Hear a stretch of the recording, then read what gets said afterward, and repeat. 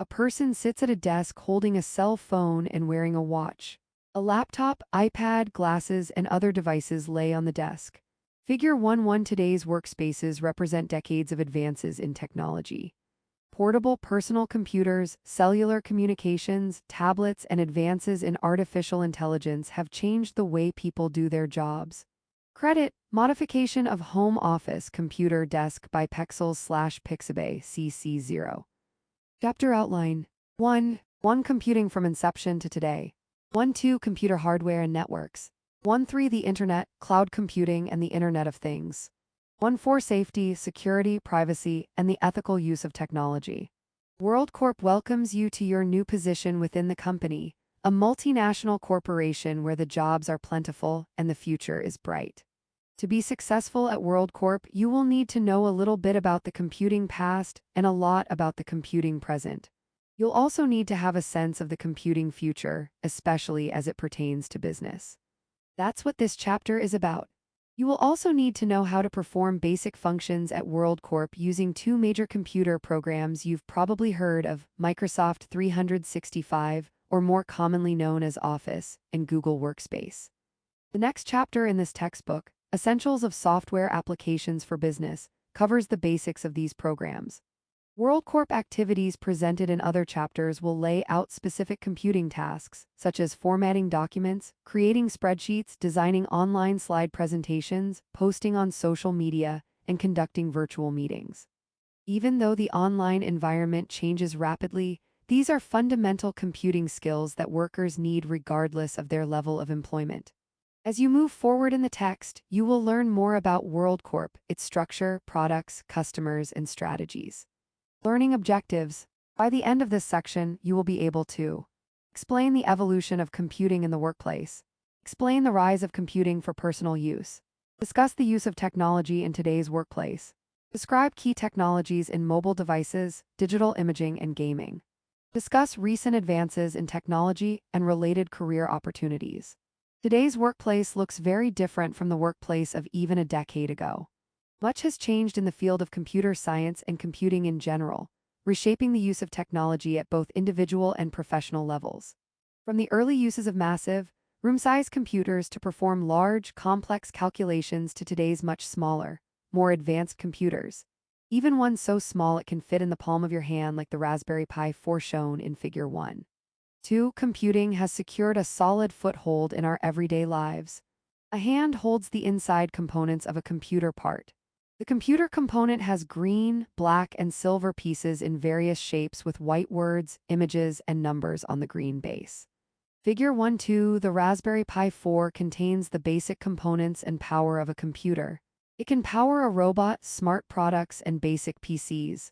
At 3.4 inches by 2.2 inches and only 6 inches high, it fits in the palm of your hand. Credit, Raspberry Pi by Kritsadaj/Pixabay CC0. Workers today need to know how to use computers to perform basic and advanced tasks that employers need. Those tasks could be preparing documents, creating spreadsheets for financial calculations, designing slide presentations for meetings, constructing databases, and even navigating social media and virtual meeting spaces that help companies communicate internally and externally.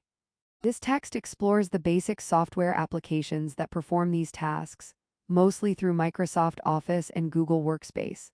But first, this chapter looks at the evolution of computing to provide some context and appreciation for the field itself, and to show its importance not just for today's workplace, but also to give you a sense of where computing is heading. Computing in the workplace. The rise of computers for work came out of a need to manage a massive quantity of numbers. The early computers essentially were developed to be data crunchers. Their origins date back to the 1800s in France. Joseph Marie Jacquard, a textile merchant, developed a machine to automatically weave designs in fabric using a punch card system, as you can see in Figure 1.3. This punch card system laid the foundation for more advances in number calculations, including those developed by Herman Hollerith for the 1880 U.S. Census. Hollerith went on to improve the initial punch card system and eventually founded IBM, one of the first major computing companies. A picture shows a loom machine. B. A drawing shows the details of the working parts of a punch card tabulating machine. C. Punch cards are shown. Figure 1.3. A. Jacquard's loom, which performed calculations using a punch card system, was an early development in computing, as was B. Herman Hollerith's punch card tabulating machine, for which he was awarded a patent in 1889. C. Each hole in a punch card equals a piece of data called a bit today that the machines read. Credit a modification of work Jacquard. Loom, cards by George H. Williams / Wikimedia Commons, public domain. Credit B. Modification of work, Holrith 395,782, figures 1-6, by Herman Hollerith / Wikimedia Commons, public domain. Credit C. Modification of work, 2 punch cards by Jose Antonio Gonzalez Nieto / Wikimedia Commons, CC by 30. The first computer in the modern sense of the term was the Z1, designed and built in the late 1930s by Konrad Zuse of Germany. This machine was motor-driven, programmable, and weighed over 2,000 pounds, about 400 times the average laptop today. The Z1 contained many of the internal components still used in today's computers, paving the way for other inventors to evolve the technology. Bill Hewlett and David Packard, 2 Stanford University engineering students, began working out of a garage in California, initially developing equipment for engineers and major companies. They founded their company, Hewlett-Packard HP, in 1939, but it wasn't until a few decades later that it would become a titan in the computer manufacturing industry. Meanwhile, the 1940s and 1950s saw major advances in computing technology. Most notable was the 1943 invention of the ENIAC, Electronic Numerical Integrator and Calculator. This massive unit, built by 2 professors at the University of Pennsylvania, is considered the forerunner of today's digital computers because it was the first machine to run calculations electronically. Other innovations included solving equations simultaneously and the invention of the transistor, which allowed for much smaller computers to be built. The development of computer language is another major milestone in computing history. By using words rather than symbols, computer coding became easier to learn and write, especially for those in the business world who did not have mathematics or engineering degrees. It is thanks in large part to mathematician and U.S. Navy Admiral Grace Hopper, figure 1.4. Hopper's Ph.D. in mathematics from Yale, along with her naval career working on technology to aid the war effort during World War II, positioned her to make some remarkable contributions and in a male-dominated field. A black and white photo shows Grace Hopper and 3 others around a large, old computer. Figure 1.4. Grace Hopper, shown here in 1960 with a UNIVAC computer, earned her Ph.D. in mathematics and went on to an illustrious career in computer science. Credit Grace Hopper and UNIVAC by public resource org/Flickr CC by 20. Spotlight on ethics. Grace Hopper, a pioneer in computer science. Historically, science, technology, engineering, and mathematics, known as the STEM fields, were seldom viewed as appropriate fields for females, and the same was true for careers in the military. Although women today make up half of the U.S. workforce, less than 30% of employees in STEM fields are women. As a reflection of this gender bias, in 1950, fewer than 5% of doctoral degrees awarded in chemistry, math, and physics were granted to females, and even today, that number has only risen to just under 20%. Grace Hopper was a pioneer in the computer science field and in the military as a woman working in STEM. She was also a member of the first group of women to be granted a Ph.D. in mathematics from Yale University. Hopper's work in computer science had a profound impact on the future of computer programming, especially through her creation of an English language-based programming language, which eventually became COBOL, still in use today. There are many organizations centered on narrowing the gender gap in STEM fields. One of these is the American Association of University Women, AAUW. Founded in 1881, it has been tirelessly focused on investing in education, especially in STEM fields, and on promoting these fields to females through tech camps and other initiatives. Computers entered the workplace in the 1950s. Their use at that time was for scientific and engineering applications, mostly as calculating machines to facilitate data analysis. In 1964, the Programma 101, an Italian desktop-sized programmable calculator, was the first commercially viable workplace computer to hit the market. It was heavy and expensive. Its $3,200 price tag in 1964 dollars was the equivalent of nearly $30,000 today. As a result, only large corporations and research institutions had the space and resources to use the computers that were commercially available. This remained the status quo into the 1970s, when the development of the microcomputer changed the face of the industry. The first personal computer, the Kenback one, came on the market in 1971. Microcomputer is the technical name for the personal computers that operated with a single processing unit and were much smaller than the machines used in corporations or industrial institutions.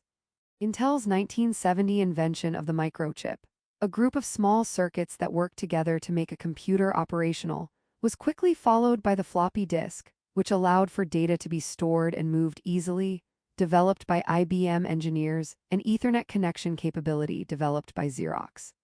Ethernet connects computers and devices such as printers through hard cables. With advances in technology, the market for computers expanded rapidly in the 1970s. That's when Paul Allen and Bill Gates founded Microsoft to focus on developing software and an operating system for the new computers. It is also when Steve Jobs and Steve Wozniak founded Apple, creating the Apple I computer with a single circuit board. Xerox's revolutionary Alto computer, shown in Figure 1.5, introduced in 1973, included a screen resembling those we use today, plus a mouse and keyboard. The screen included, for the first time, elements such as folders, buttons, and icons controllable through the mouse. The Alto not only had the ability to act as a calculator but also could print documents and send electronic mail, anticipating the email we know today. And computer is located on a wheeled platform. A vertical rectangular screen sits on the top shelf with a keyboard and a mouse below. Figure 1.5 Xerox's Alto computer has a similar look to today's computers, even including the mouse. Credit, Xerox Alto Computer by Joho 345/Wikimedia Commons, public domain. Early personal computers like the Programma and the Alto set the stage for the rapid expansion of computing in the workplace.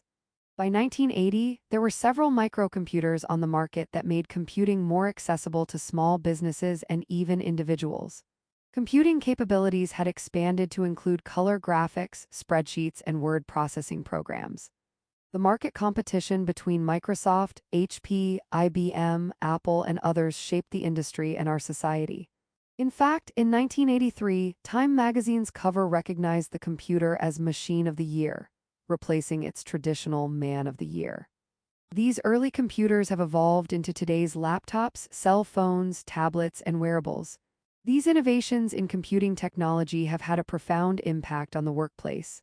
Figure 1.6 shows just how different today's workplace has become. From the automation of manual processes to the ways we store and analyze information, to how and where we communicate with colleagues and customers, all have changed dramatically. Resulting improvements include improved efficiency and productivity, reduction of errors, improved database management and analytics, advanced communication capabilities, telecommuting, enhanced graphics, and marketing. The need for new organizational structures and departments, such as information technology or IT departments, and the development of technology privacy policies and legal regulations. Computing machines, along with the emergence and subsequent explosion of the Internet, have forever transformed both our work and our personal lives. Photographs show a person sitting outdoors with a laptop, a person sitting on the floor with a laptop, and a person sitting on the couch with a small child and a laptop. Figure 1.6 Computing technology has transformed the modern workspace. People no longer have to be in the office. Credit, left, Modification of Work by Corey Zanker, Credit Center. Modification of Work by @Saigon/Flickr, Credit right, Modification of Work by Daniel Lobo. Computing for personal use. By the 1970s, new workplace technology filtered into homes in the form of entertainment devices.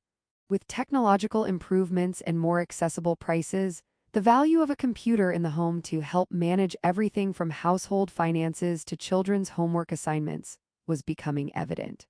The advertisement for the Apple II computer shown in Figure 1.7 shows what this early technology looked like. An ad for Apple Computers Inc. displays information about features, uses, and specifications. Images of a computer items are placed throughout the ad.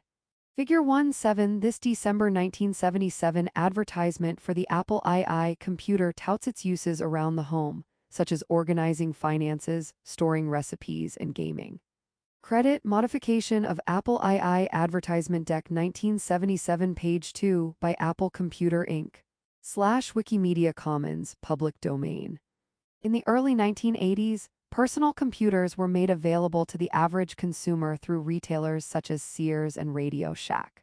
In 1981, IBM introduced a personal computer, first known by the code name Acorn, and subsequently renamed the IBM PC, that included the Microsoft operating system and Office software, as well as an Intel microchip.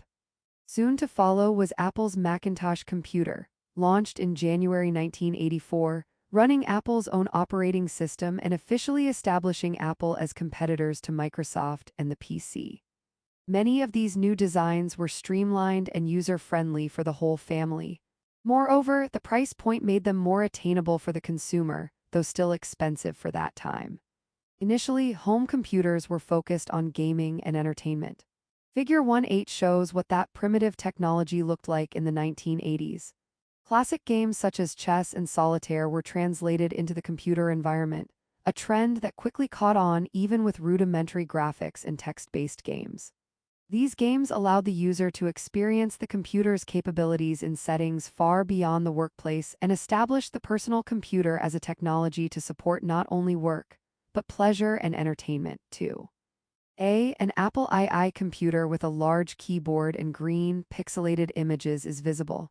B. A photo shows two children standing and looking at a small computer on a table. Figure 1. 8a. The Apple II and B. The Commodore PET offered video games that popularized the use of computers at home. Credit a modification of Living Computers Apple by Michael Dunn /Wikimedia Commons, CC by 2. 0. Credit B. Modification of Commodore PET exhibit at American Museum of Science and Energy, Oak Ridge, Tennessee, by Frank Hoffman /Wikimedia Commons, public domain.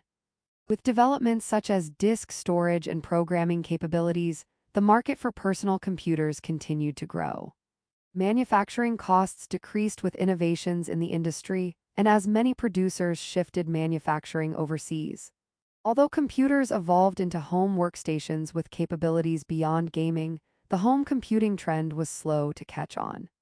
Many potential home users simply did not see the value in owning a personal computer. In the late 1980s, fewer than 20% of households owned one. This changed in the late 1990s and early 2000s, when the home computer industry exploded with the expansion of the Internet, improved interfaces that were less technically challenging for the average user, and customizable products and features such as color schemes. Increasingly, home workstations became the place to maintain family finances, store recipes, and write school research reports. Email, followed quickly by instant messaging, offered a new way to connect and communicate. Then came a way to connect to the Internet without wires, using high-frequency radio signals. Since 2000, the warp speed of innovation has brought to market lightweight laptops that can be easily carried from workplace to workplace. The computing power of the computers that first took astronauts to the moon was similar to that of a couple of today's gaming consoles. Many modern home computing devices are laptops less than 1 inch thick, equipped with high-speed connectivity, high-quality graphics, and touchscreen capabilities. Computing power today has increased nearly 1 trillion% since the 1960s. Technology today. The rapid trajectory of innovations in computing has forever changed today's workplace, where computing power is at our fingertips. It is difficult to imagine any industry that doesn't depend on computing technology as an integral part of its business. Some of the more basic technologies that are present in businesses may include direct deposit of paychecks, keycard building access, shared company computer drives for document storage, paperless documentation systems for record keeping, high-speed printers, copiers, automated inventory systems, Industries that are traditionally considered non-technical have also embraced improvements that depend on computing technology. For example, farmers can control irrigation and monitor field conditions. Computing technologies have also enabled individuals to embark on entrepreneurial ventures that once only seemed like a dream and have launched some of them into marketplace leadership. From manufacturing to healthcare to the service sector, we can see the impact of computing and how technological innovations continue to shape the future of many industries.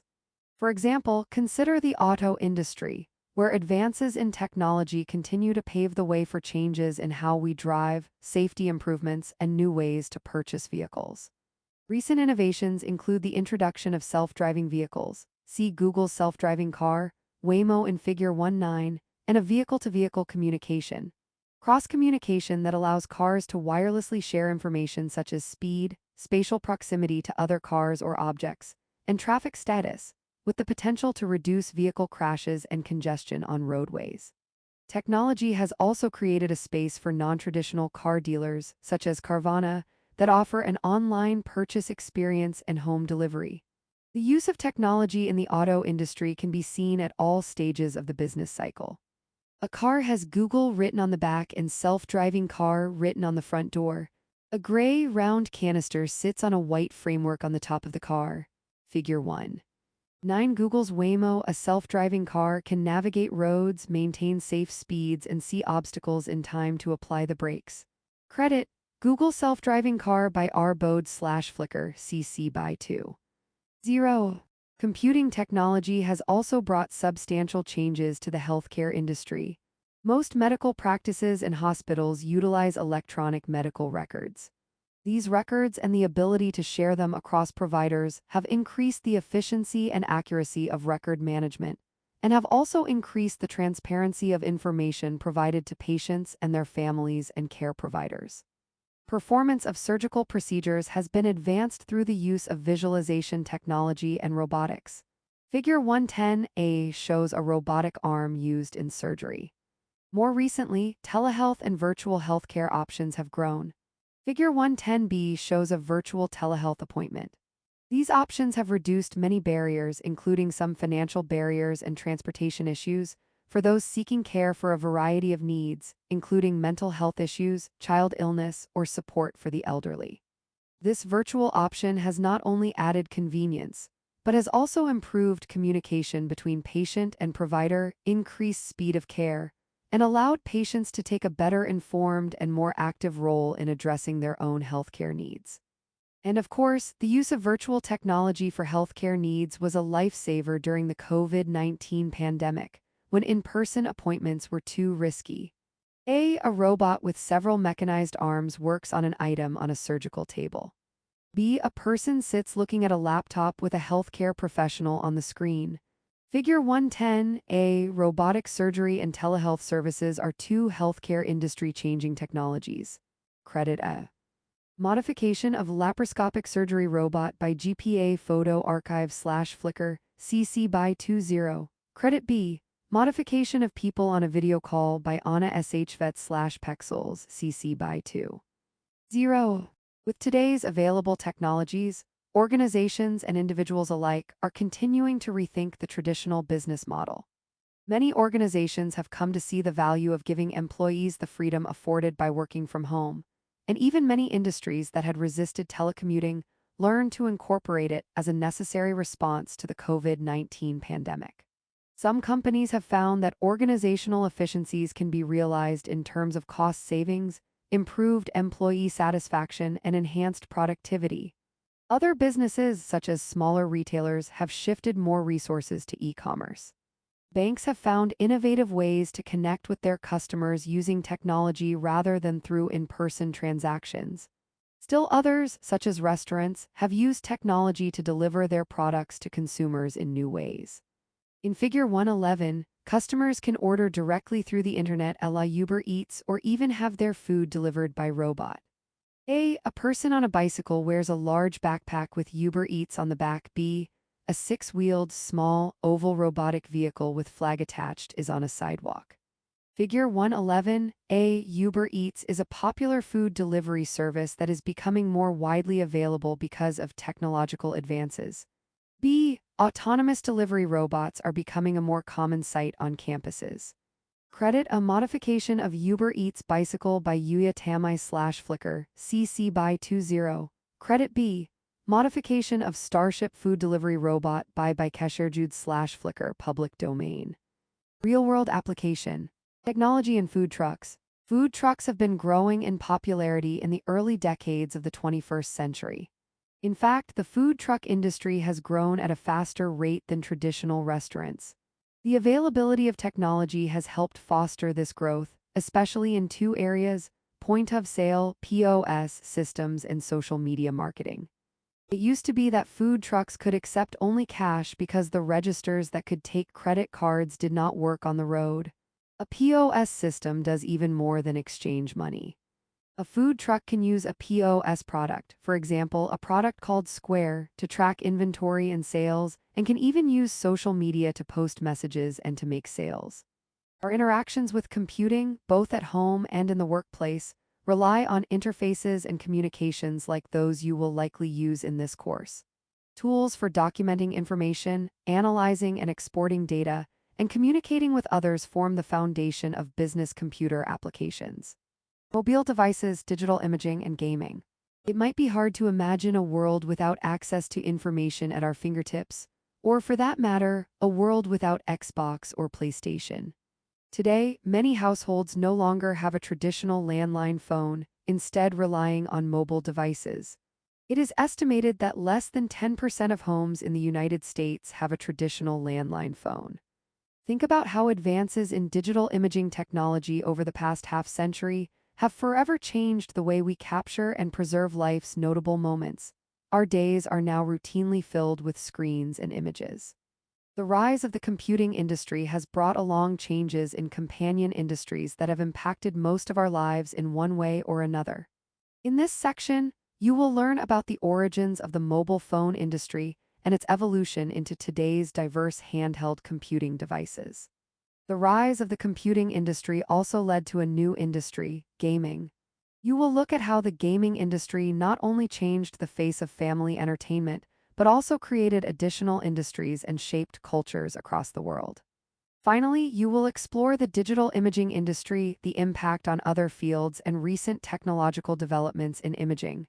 Mobile devices. The concept of a mobile phone has been around a lot longer than you might imagine, since the early 1900s, in fact. In 1908, a patent was issued for a wireless telephone in Kentucky, but the idea was considered so far-fetched that its inventors were accused of fraud. The case was later dropped and the invention was never produced. Not long after, during World War I, Germany was testing radio-based wireless telephones, essentially two-way radios on trains traveling from Berlin.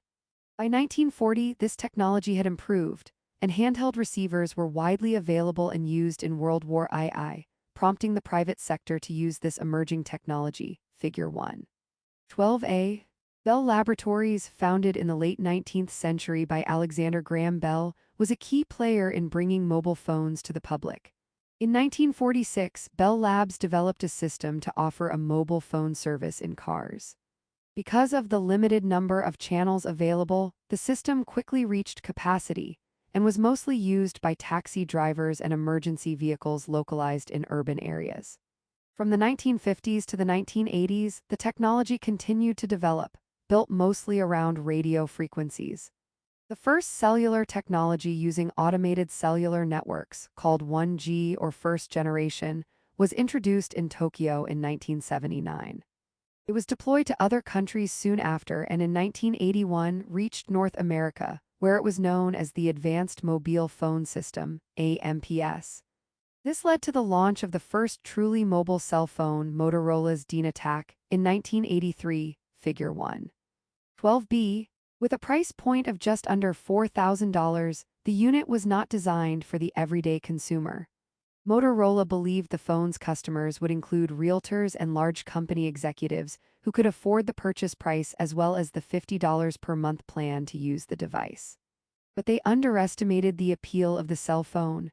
Sales far exceeded projections, and the concept of the cell phone quickly replaced the unwieldy mobile car phones of the past.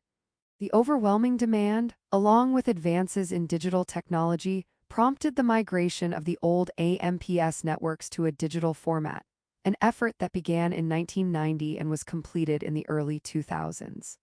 The popularity of the cell phone also prompted competition between European and American networks. 2G cellular networks emerged, providing basic short message service (SMS) text messaging capabilities. The first text message was sent in 1993 in Finland.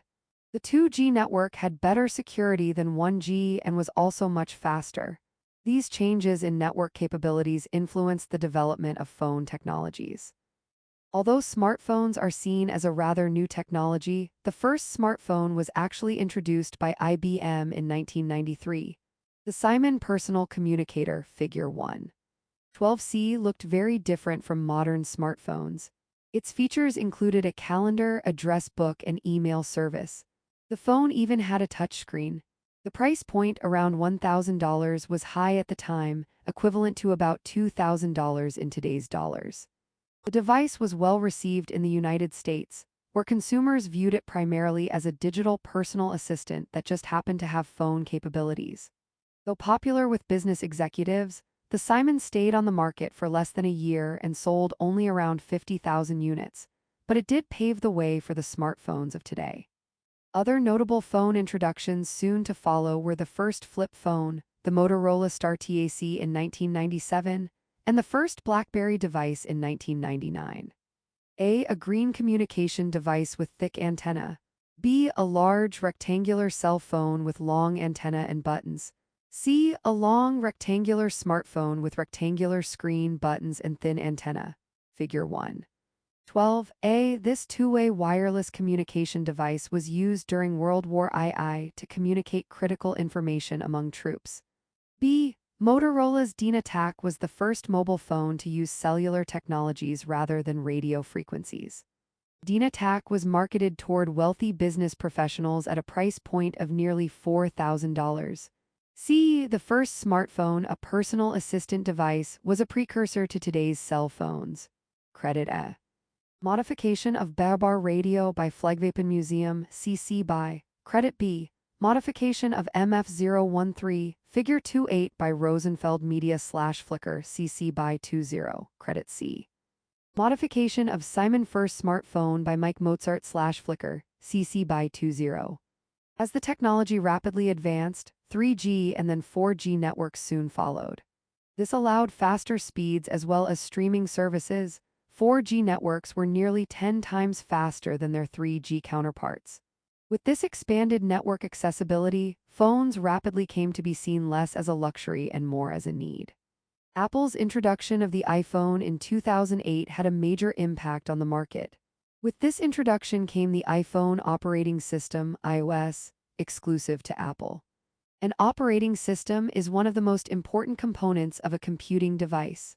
It runs the interactions between the device's hardware and software components. More on these later in the chapter. The second most popular operating system to emerge during this time was the Android operating system, first developed in 2005 and later acquired by Google. These two operating systems, each of which has advantages and disadvantages, are engaged in an ongoing battle for market share. At the end of 2022, the Android operating system had a majority share of the market worldwide, nearly 72%.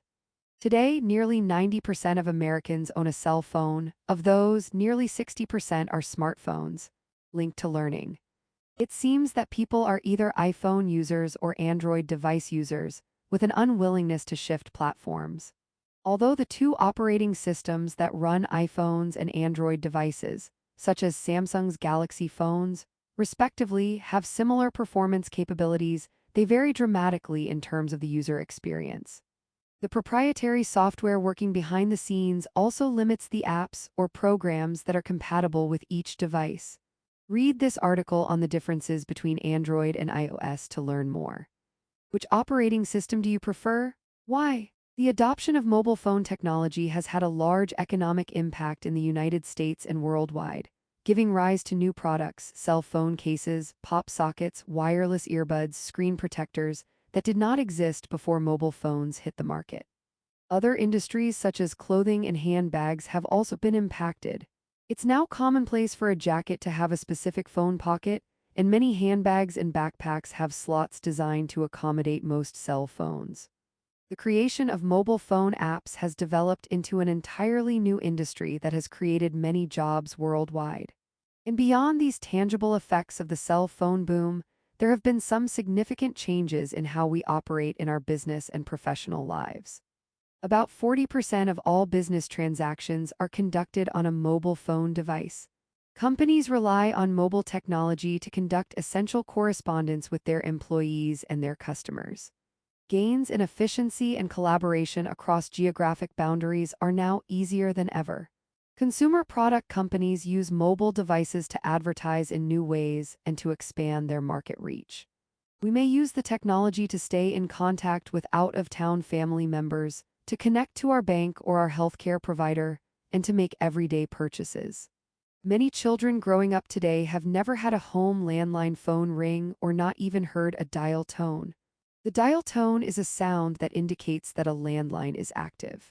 It can be difficult to imagine a world before cell phones, even though it was not all that long ago they first emerged on the market. Link to learning. Listen to this video on vintage telephone network sounds to hear what a dial tone sounds like, as well as sounds from telephone technology through the ages. Digital image, video, and audio capture devices.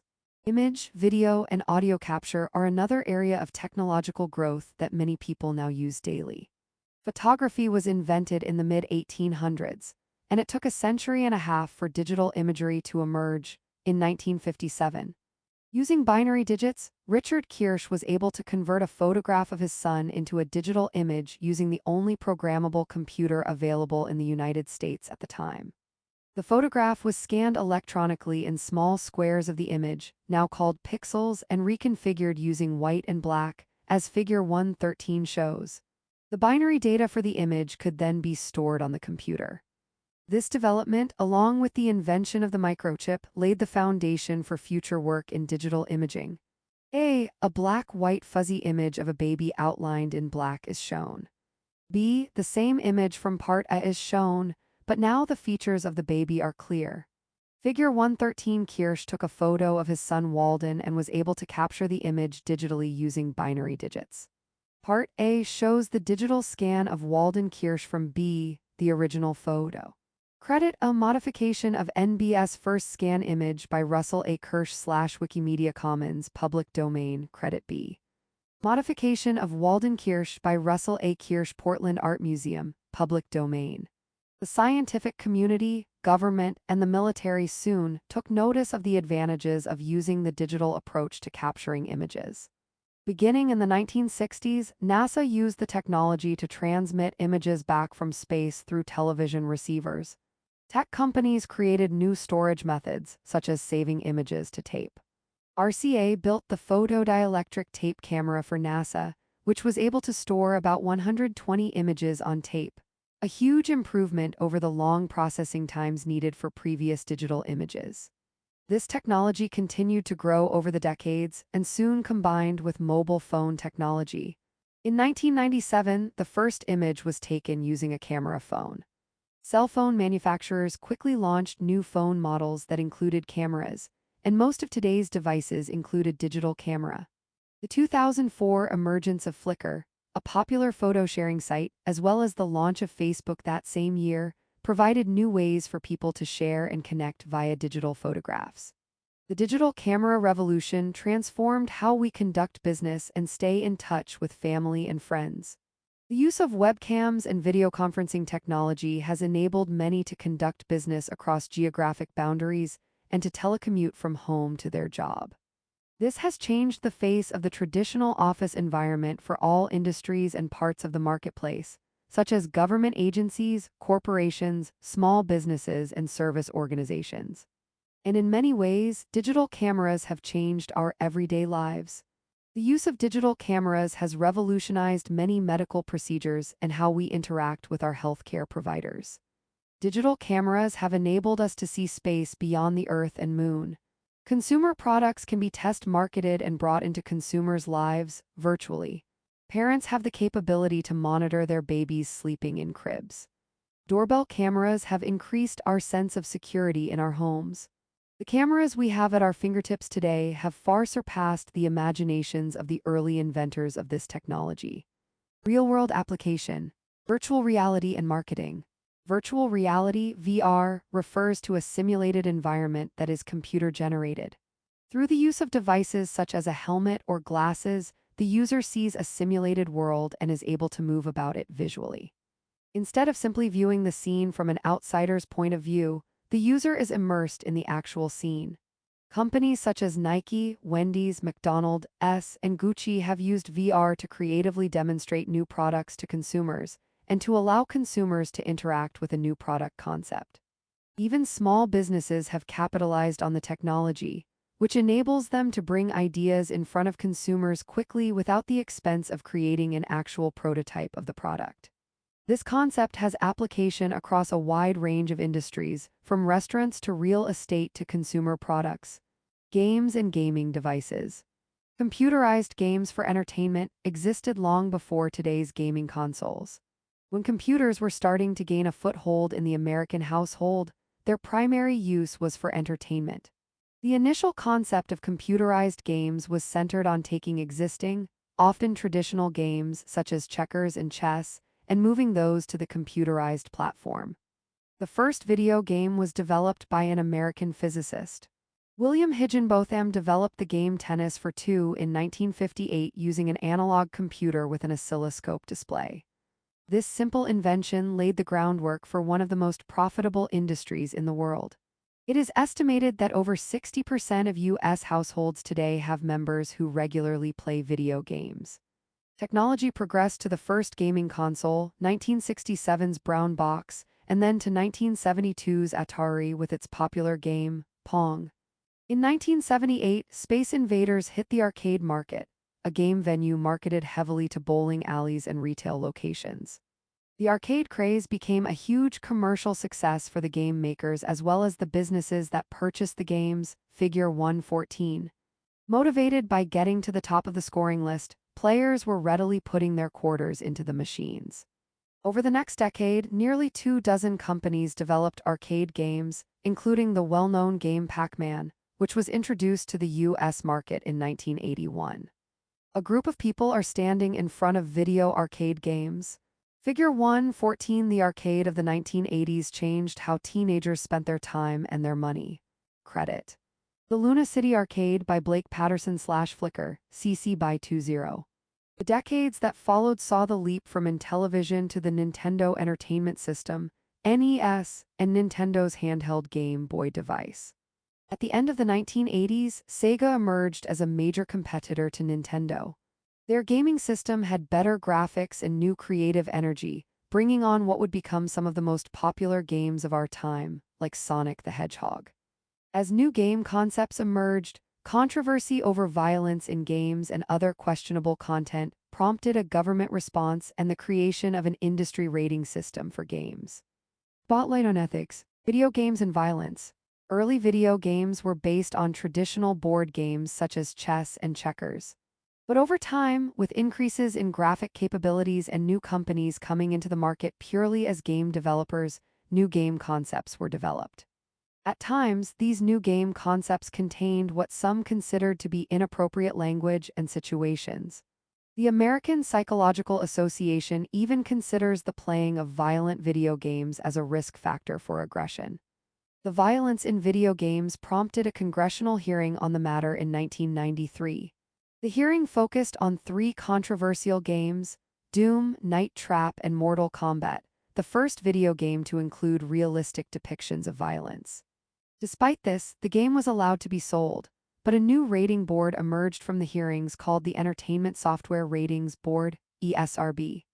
It is a voluntary, self-regulated entity run by the Entertainment Software Association, which rates games according to their level of violence and recommends appropriate age levels for users. Some stores will not sell video games without an ESRB rating. As the trajectory of advances in games and consoles continues, today it seems that a new and improved system hits the market every year. Many people also have games downloaded on their phones. And the concept of esports has reached colleges and universities, both as an academic program and as an NCAA-recognized collegiate sport.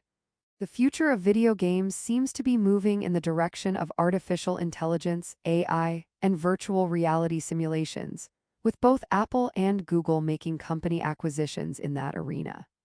Real-world application: esports in colleges and universities. The term esports refers to a sports competition using video games. Like professional football, baseball, and other sports, esports events have a large following, including both spectators at the actual events and others who join to watch the action virtually. Esports became a large player in the gaming industry around 2010 and has since exploded worldwide to such an extent that colleges and universities are taking notice. The impact on the academic environment can be seen in three key areas: academic programs such as game developing, student groups focused on gaming, and collegiate sports. Some institutions are even offering scholarships for esports similar to traditional athletic scholarships. Mobile technology, digital imaging, and gaming capabilities today are inherently intertwined. Often, all three coexist on a single device. As just one example, consider how we use Google Photos on our phones to share family memories. Extending this capability, in a video game app on a mobile phone, a user can create a character using their photo, and then have this virtual character interact with other players across the world. In the business world, many of us now use Zoom or other video conferencing tools to connect with colleagues remotely.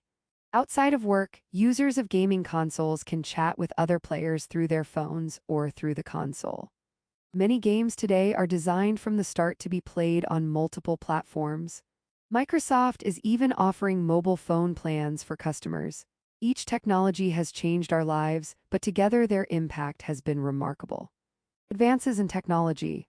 Technology is advancing faster than what was previously believed to be possible.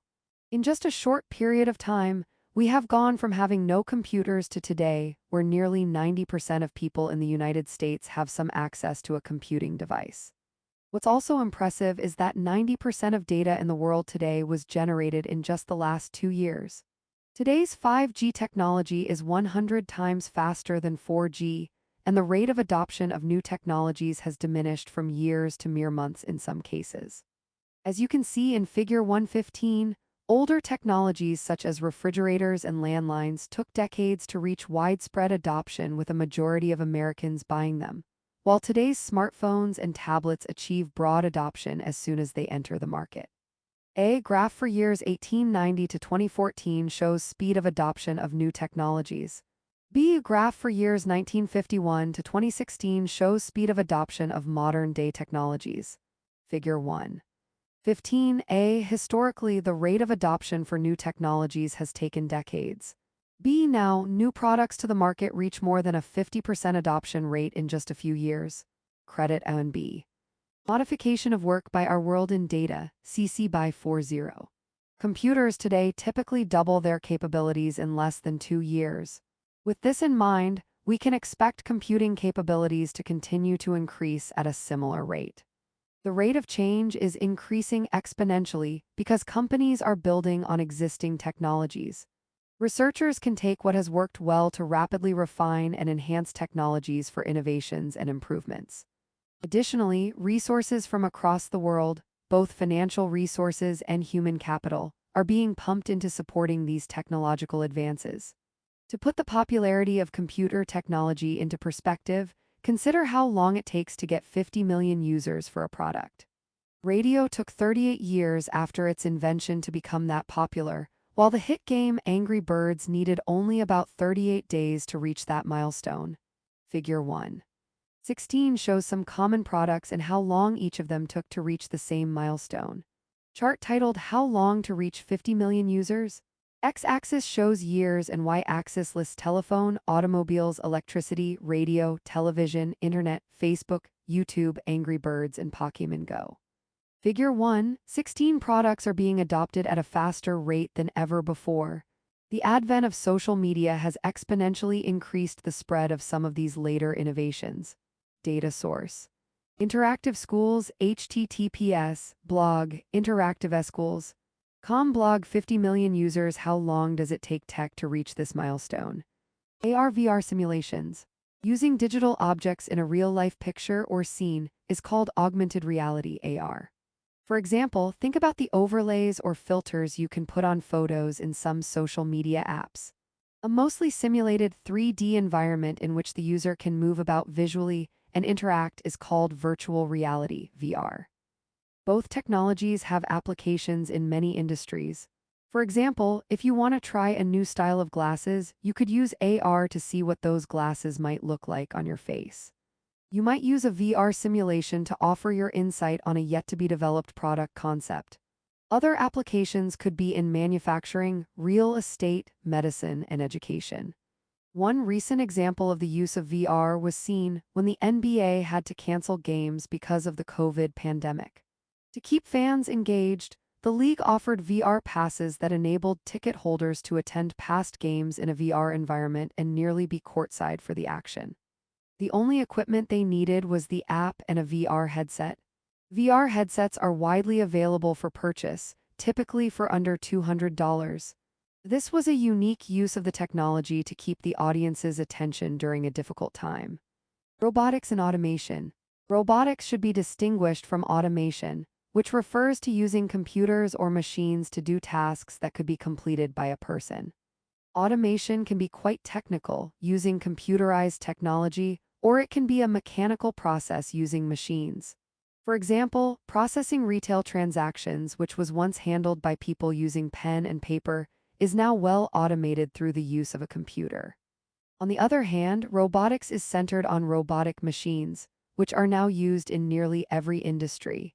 These machines can automate some tasks that were previously performed by humans, but they can also be programmed to perform tasks that no human could perform.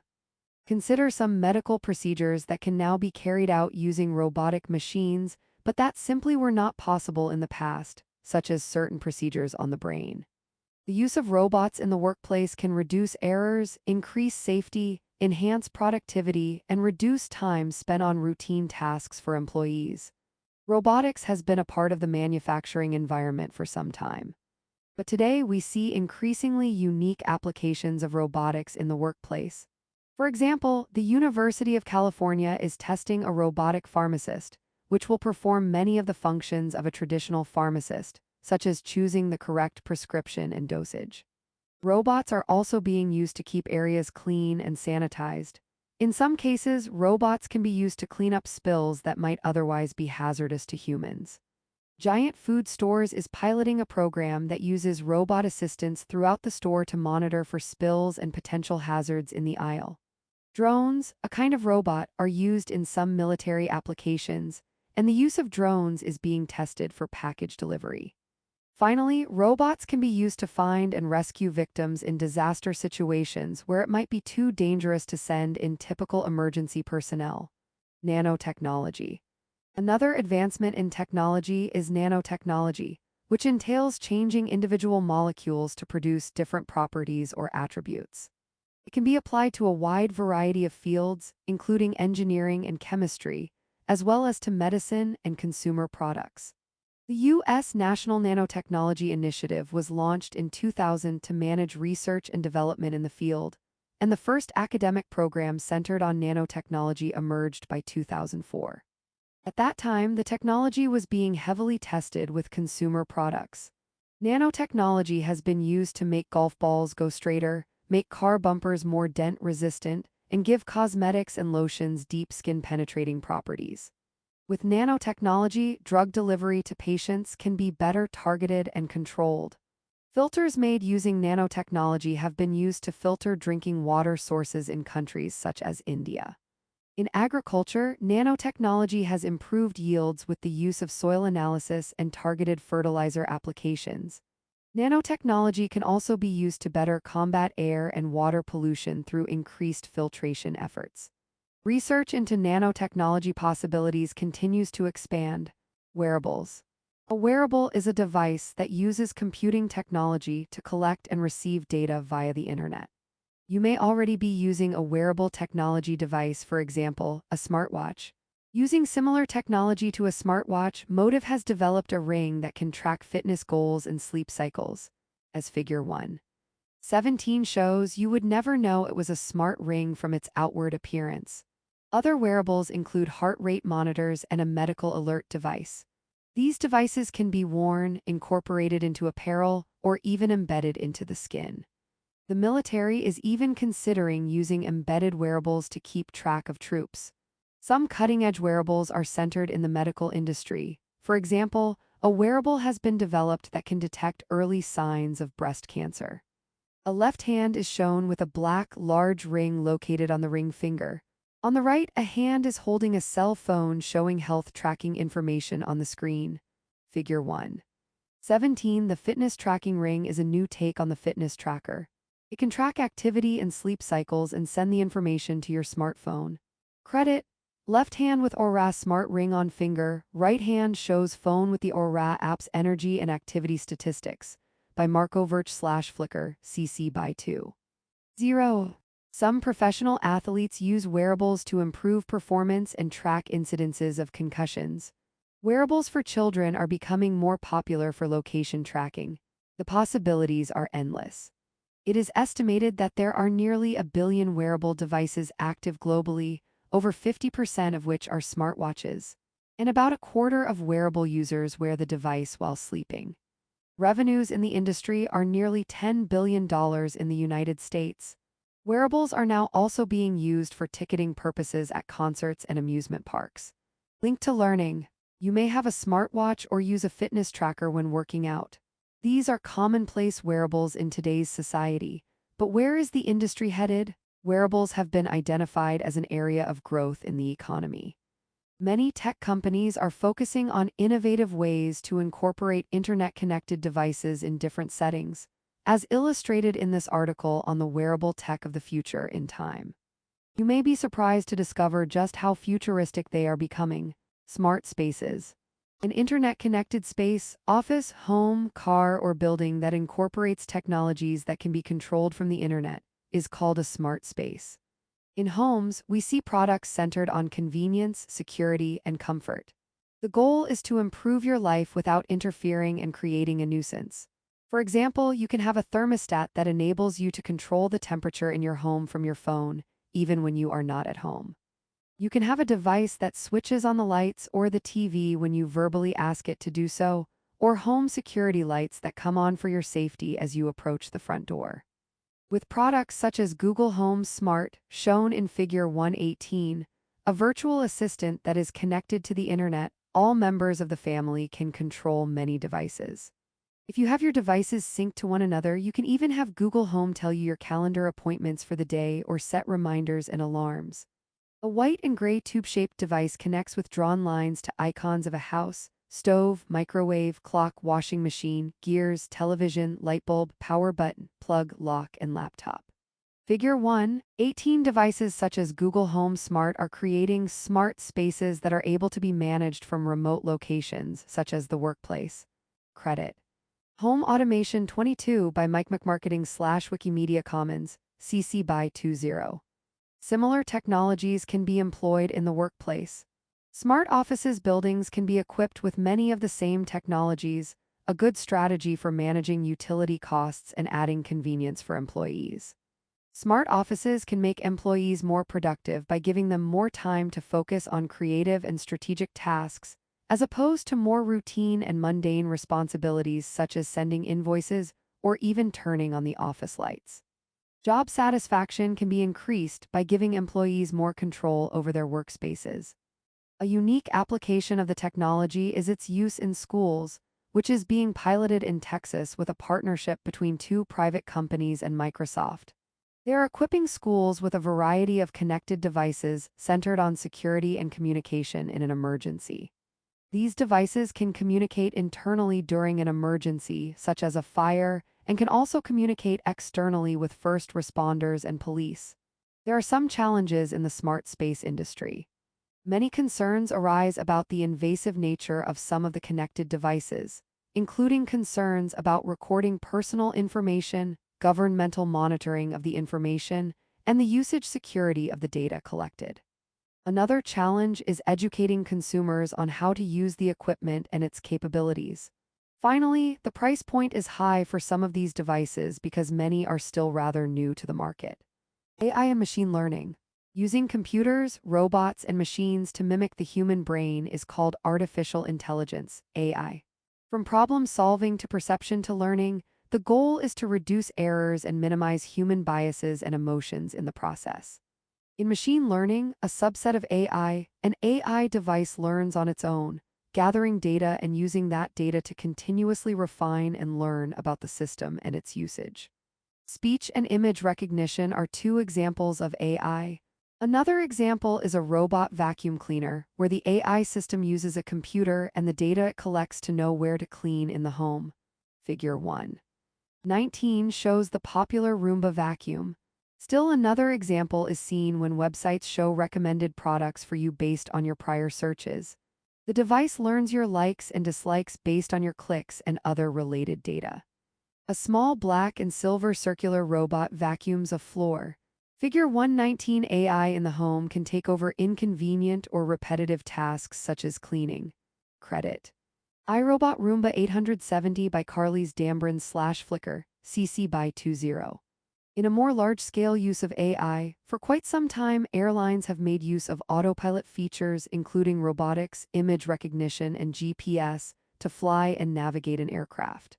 In the retail industry, the use of AI is expected to grow about 30% by 2028, a strong increase, to include applications centered on personalizing the customer experience as well as managing distribution and inventories. Today, AI technology has evolved to create stories in the style of famous writers or even write detailed research papers when prompted.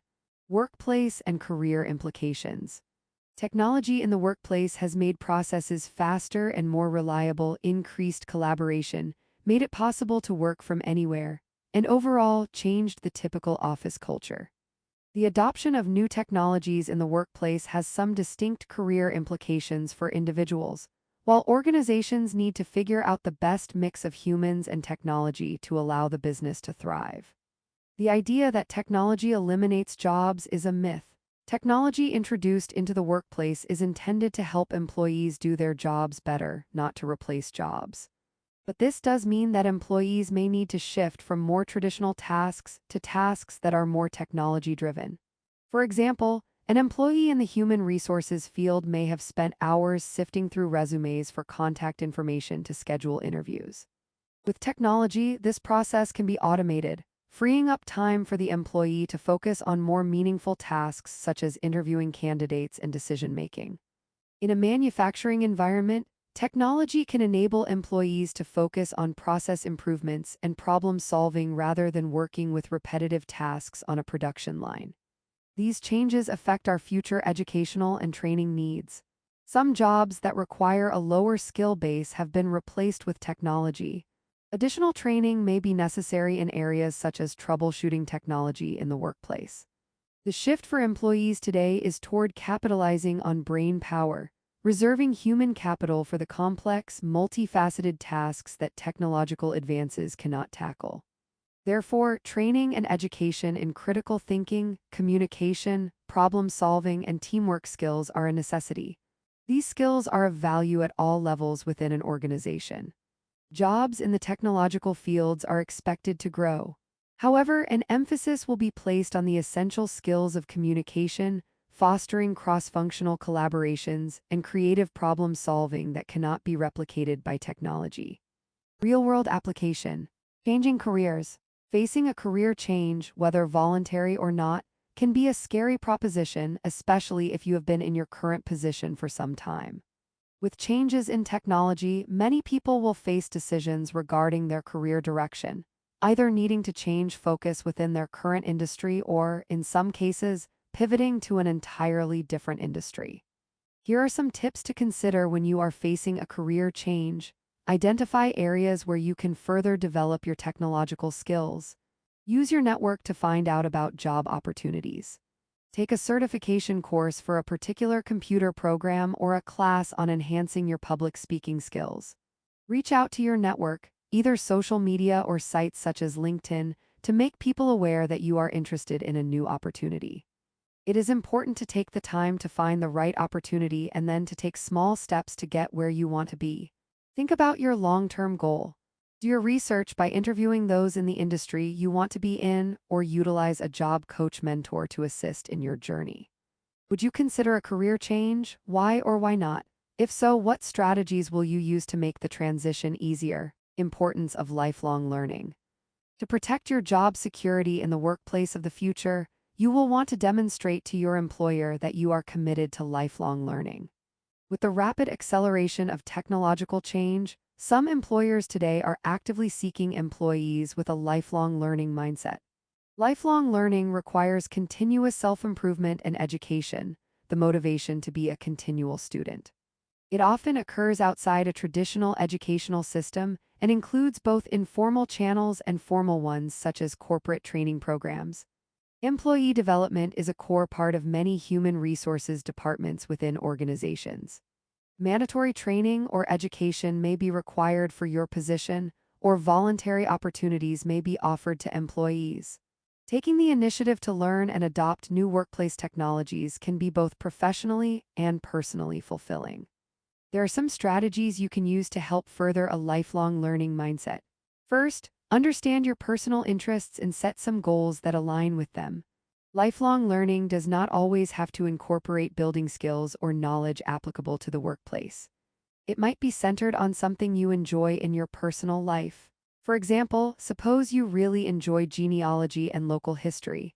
Perhaps you decide you want to learn more about the history of your hometown. For local history, you might visit the local historical society or find internet resources about the history of your hometown.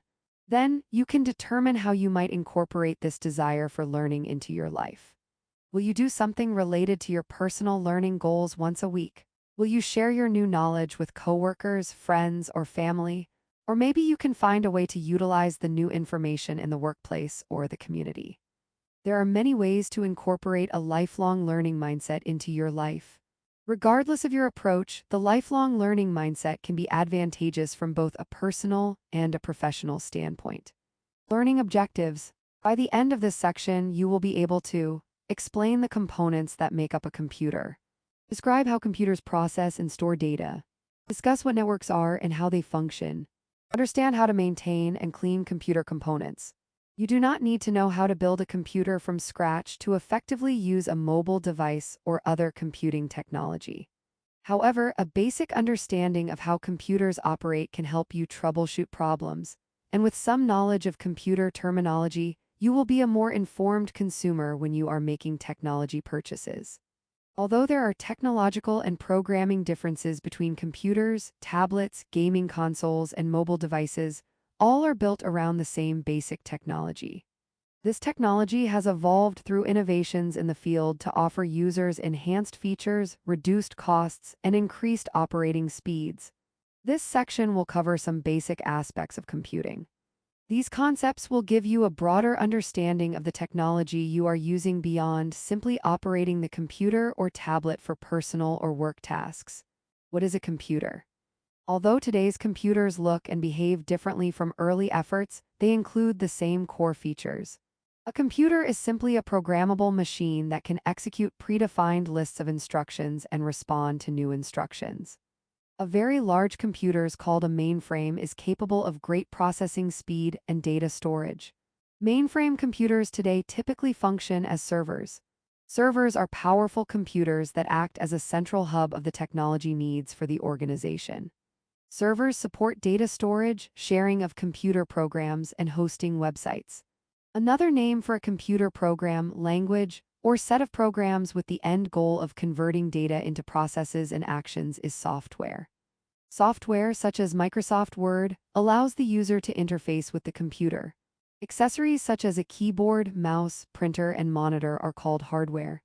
These input and output devices allow us to communicate with the computer and to extract information from it. There are many different types of computer systems, including workstations, microcomputers, and supercomputers. A workstation is a powerful single-user computer that is similar to a personal computer but more powerful. They are typically used to manage business operations such as invoicing customers, managing online sales, or ordering inventory for the company.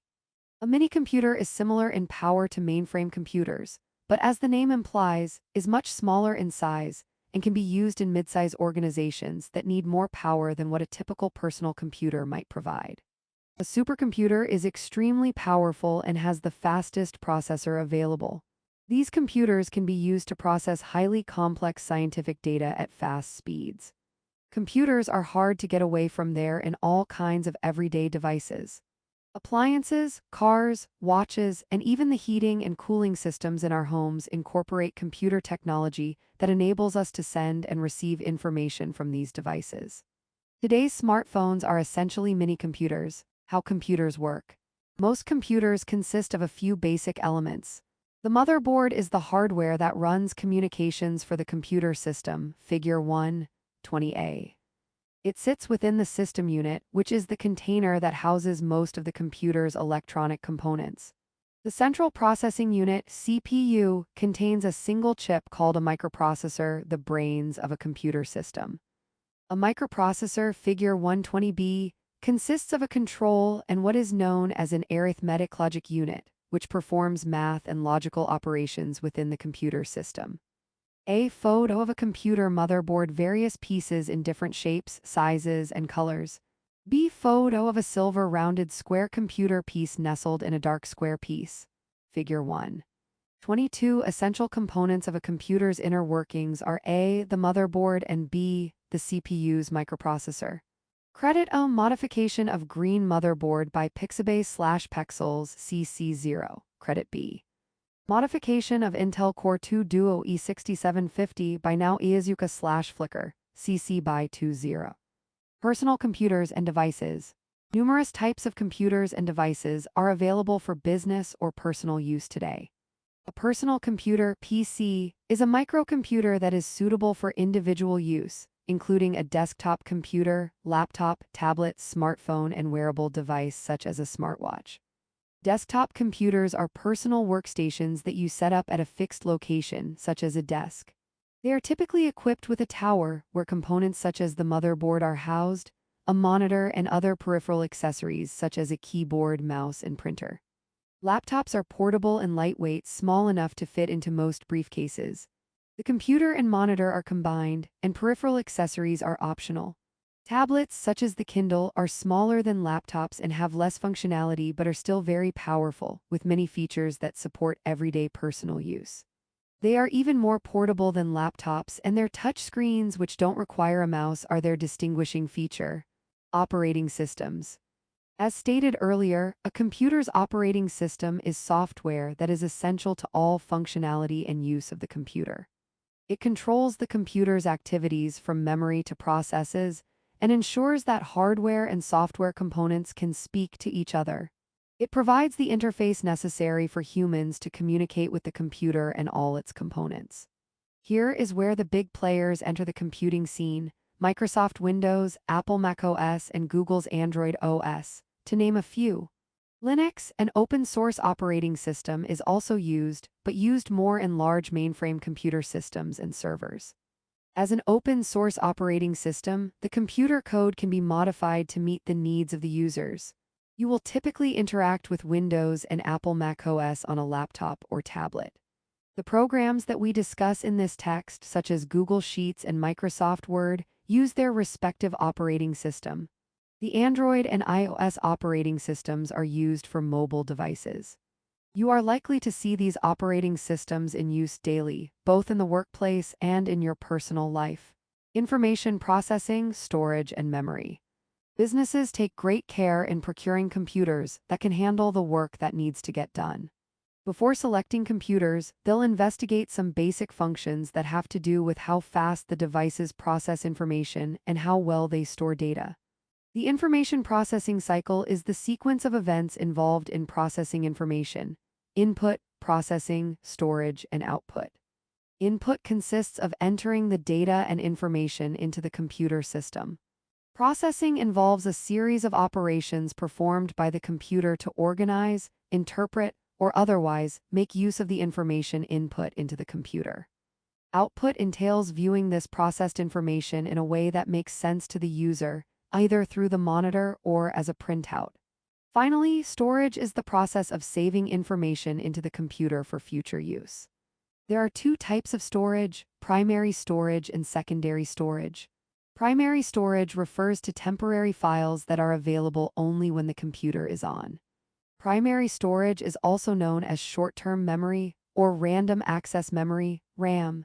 This type of memory is not meant to save information for future use, but allows the computer to operate and process information quickly as it is being used.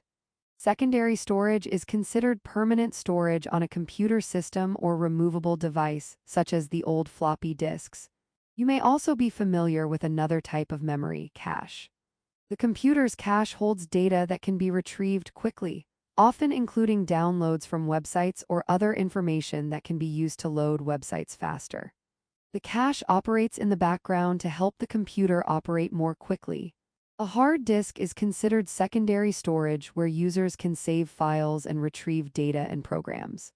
There are two types of hard disks, internal and external. An internal disk drive is housed within the computer unit, and users update and produce copies of all files they need. Figure 1.21 shows a few types of external disk drive. These are portable, allowing the user to save information outside of the computer unit for use elsewhere. Before an operating system loads and is ready to use, the computer needs hardwired instructions, called read-only memory (ROM). Businesses should be sure to procure computers with sufficient RAM and to make sure that data storage solutions are in place to handle their needs. The amount of RAM impacts the speed at which programs run. Computers with less RAM are slower and can hinder work productivity in the workplace. Often businesses will begin with less RAM and eventually upgrade to higher levels as their business and needs expand. A. An image of a floppy disk. B. An image of a CD. C. An image of a flash drive. Figure 1.21 different types of storage devices used over the years include A. Floppy disks, which are no longer used, B. CD-ROM disks, and C. Flash drives. Credit a modification of floppy disk data by OpenClipart Vectors/Pixabay CC0. Credit B. Modification of DVD CD-ROM compact disc by OpenClipart Vectors/Pixabay CC0. Credit C. Modification of USB disk by CL Curve Vector Images/Pixabay CC0. Networks. Talk about networks is common in the workplace. You will hear that the network has gone down or is running slow. What does this mean? What is a network anyway? A network is a connection of two or more computer systems as well as devices by either a cable or a wireless connection. Networks may be simple or complex, self-contained within a small area like your home or dispersed over a large geographic area. These different types of networks are called personal area networks (PANs), local area networks (LANs), and wide area networks (WANs). Personal area networks typically connect personal computers and devices within a small area. Local area networks (LANs) are primarily used by colleges and universities as a way of linking computers and sharing printers and other resources.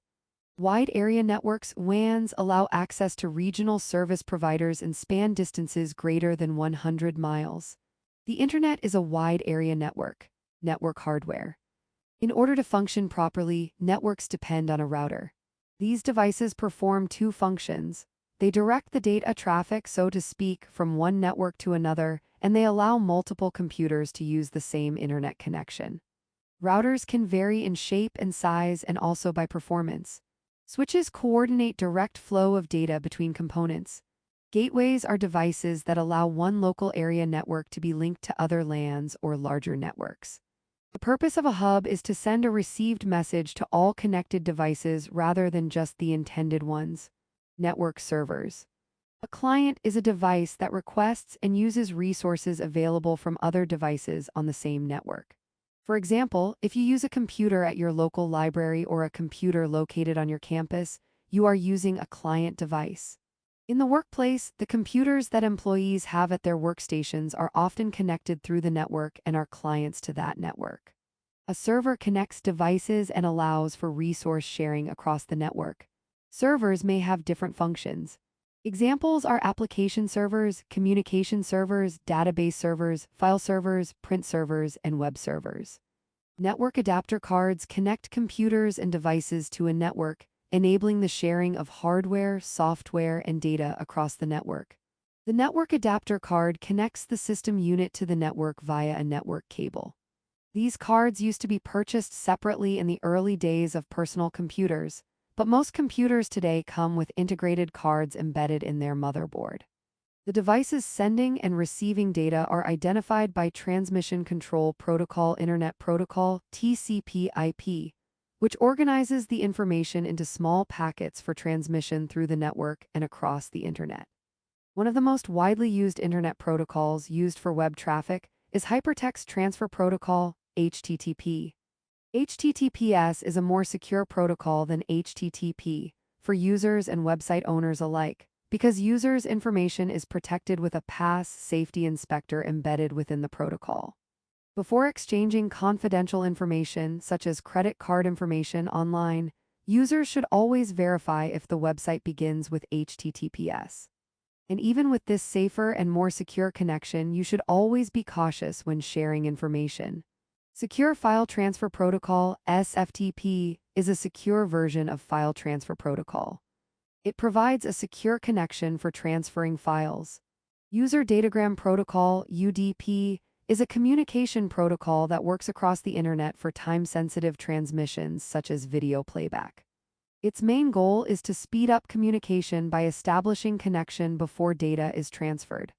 Another security protocol that uses encryption to help ensure privacy of information and communications across the Internet is Secure Sockets Layer (SSL).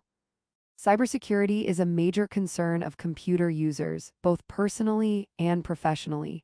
As encryption technology has progressed, there have been several iterations of SSL protocols. Today, the encryption is referred to as TLS, Transport Layer Security, but the intent is the same, providing protection of data that is shared via the Internet. Spotlight on ethics. Secure information transfers.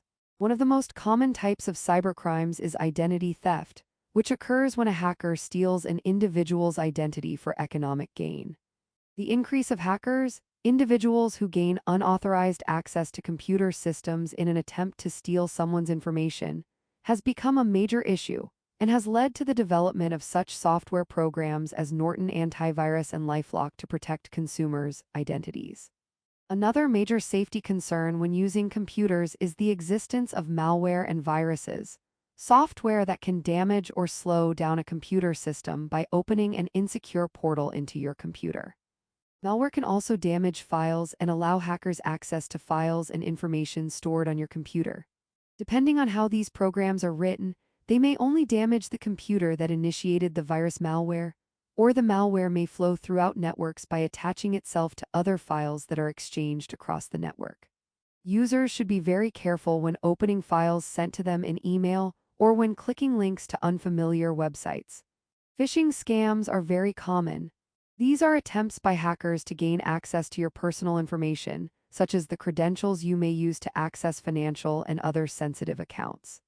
Phishing most often occurs through email that appears to come from a reputable source or via social media. It is always best to avoid logging into accounts through links sent in email, clicking on links that are not secure or recognizable, or opening files unless you know who the sender is and what is being sent. Learning objectives. By the end of this section, you will be able to explain how the Internet has evolved and how it functions in today's world. Describe how to conduct an effective Internet search. Conduct business research on the Internet. Explain the use of cloud computing for business. Define the Internet of Things. The Internet has dramatically transformed how we access and manage information, both at home and in the business world. For many people, it's almost impossible to go about your day without needing access to the Internet. It's in your home, from smart doorbells to TVs, thermostats, and personal assistants. It's on your wrist, in your car, and of course, on your phone. It's big business, and it is integral to just about every business out there. Established businesses have taken advantage of the ability to reach new customers by selling their products online, while would-be entrepreneurs use the internet to open online storefronts. The internet also enables us to conduct both personal and professional transactions more efficiently, from accessing important healthcare documents to filing our tax returns, transferring money between bank accounts, and making payments to individuals online. Many of us practically run our lives through our phones, linked to learning. Read this article on the invention of the internet to learn more. When was the internet first developed and for what purpose? How did it evolve into the internet we use today? The internet, from inception to today. The internet as we know it today originated in the 1960s with the idea of using a traditional telephone switching circuit to wirelessly connect computers in a network. The telephone system would allow these computers to communicate with one another, exchange data, and run shared programs. Researchers and engineers from both the public and the private sector came together to form the Advanced Research Projects Agency, ARPA, to investigate ways the U.S. military could improve communications, with the goal of protecting the country from unexpected enemy attacks. In 1969, a new digital packet switching technology was introduced to enable two computers to communicate with each other, replacing the telephone circuit technology. Packet switching happens when computers break down data or information into smaller groups packets and transmit several of those packets over the network. When the packets reach the destination computer, they are put back together in their original form. The communication occurred through the traditional phone line system, but was transformed into digital data during transmission. The packet technology did not require a dedicated telephone line to network the computers together. This was the origin of the ARPA network, or ARPANET, and is the same technology used today for the internet. The networked computers were also able to send simple messages to one another, setting the stage for email as we know it today. Figure 1.22 shows an early iteration of the ARPA network. A United States map displays red and purple dots connected by lines throughout, with clusters on east and west coasts, one off the west coast and two located off the east coast. Figure 1.22 in the 1970s, ARPA's network consisted of a series of nodes, connectors, and lines that stretched across the continental United States. Credit. Modification of ARPANET 1974 by Ungvar/Wikimedia Commons, public domain.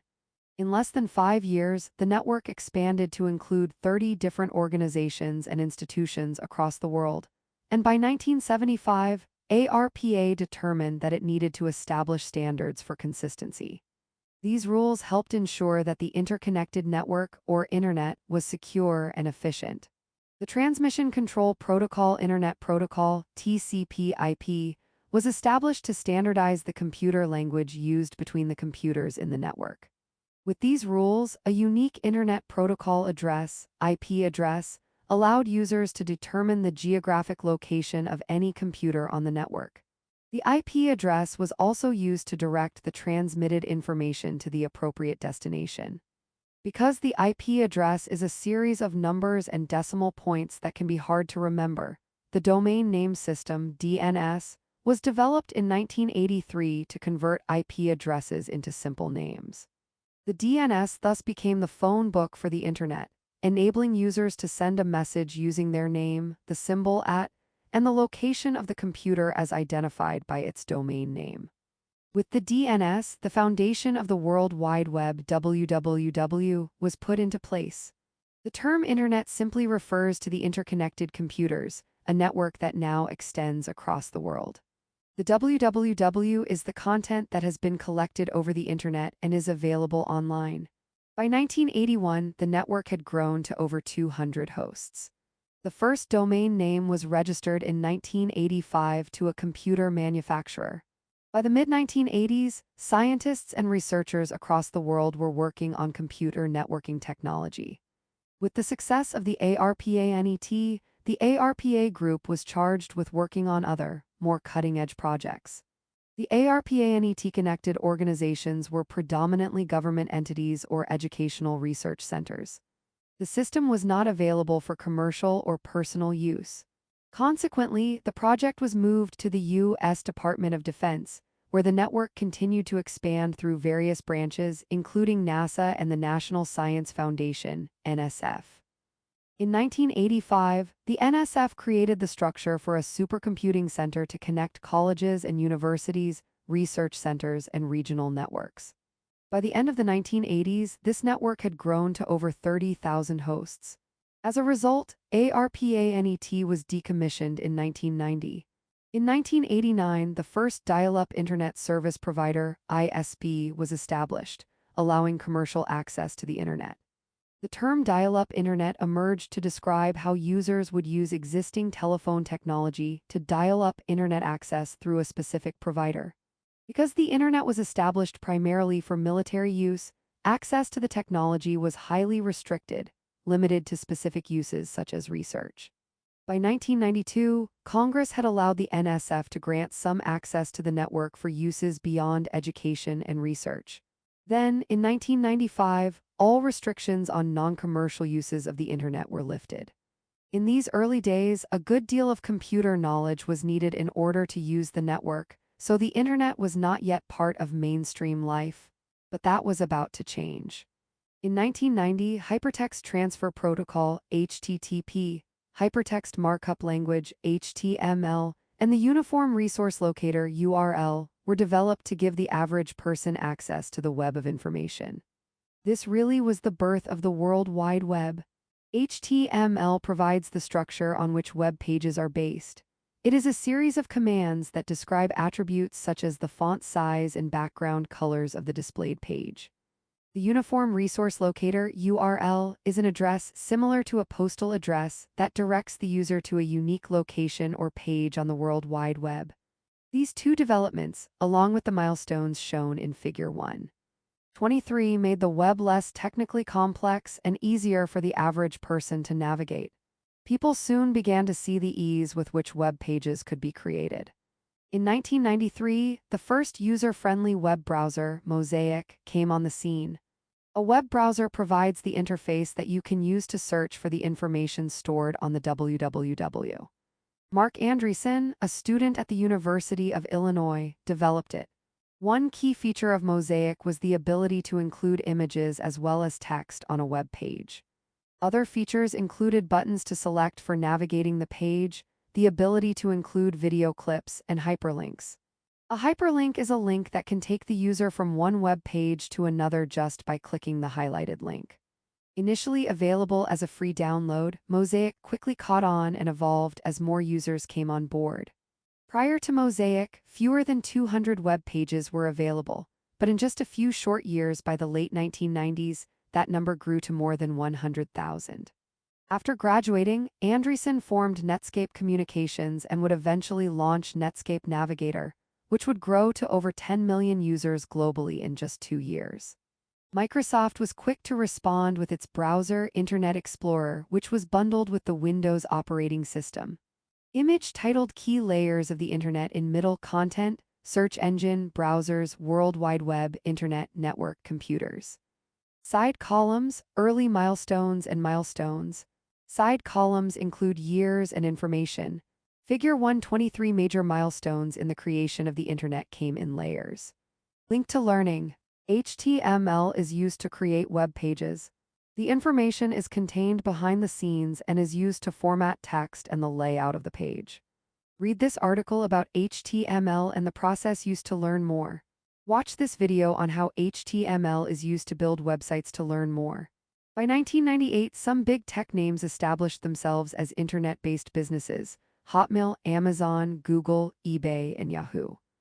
To name a few, the rise of the internet led to what became known as the dot-com bubble, a period when investors poured money into many internet-based ventures that promised high returns. Of course, many of these ventures failed and their investors lost a good deal of capital. But despite this, new ideas continued to emerge and the internet continued to grow. Here are a few internet ventures that came out of the dot-com bubble and are still around today. Wikipedia, 2001. Facebook, 2004. YouTube, 2005. Twitter, now X, 2006. Hulu, 2007. Spotlight on ethics, inequities in internet access. Having access to the internet is almost essential to fully participate in society today.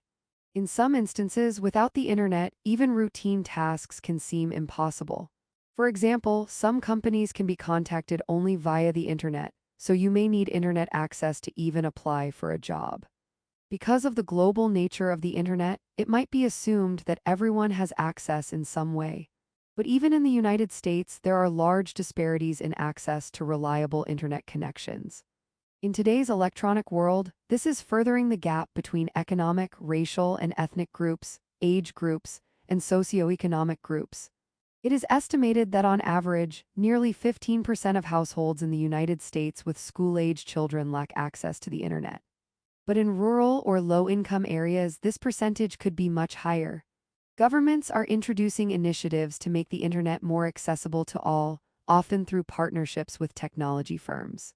For example, in a partnership with Google, the city of Austin, Texas, has been able to provide free internet services for nearly 2,000 lower-income residents.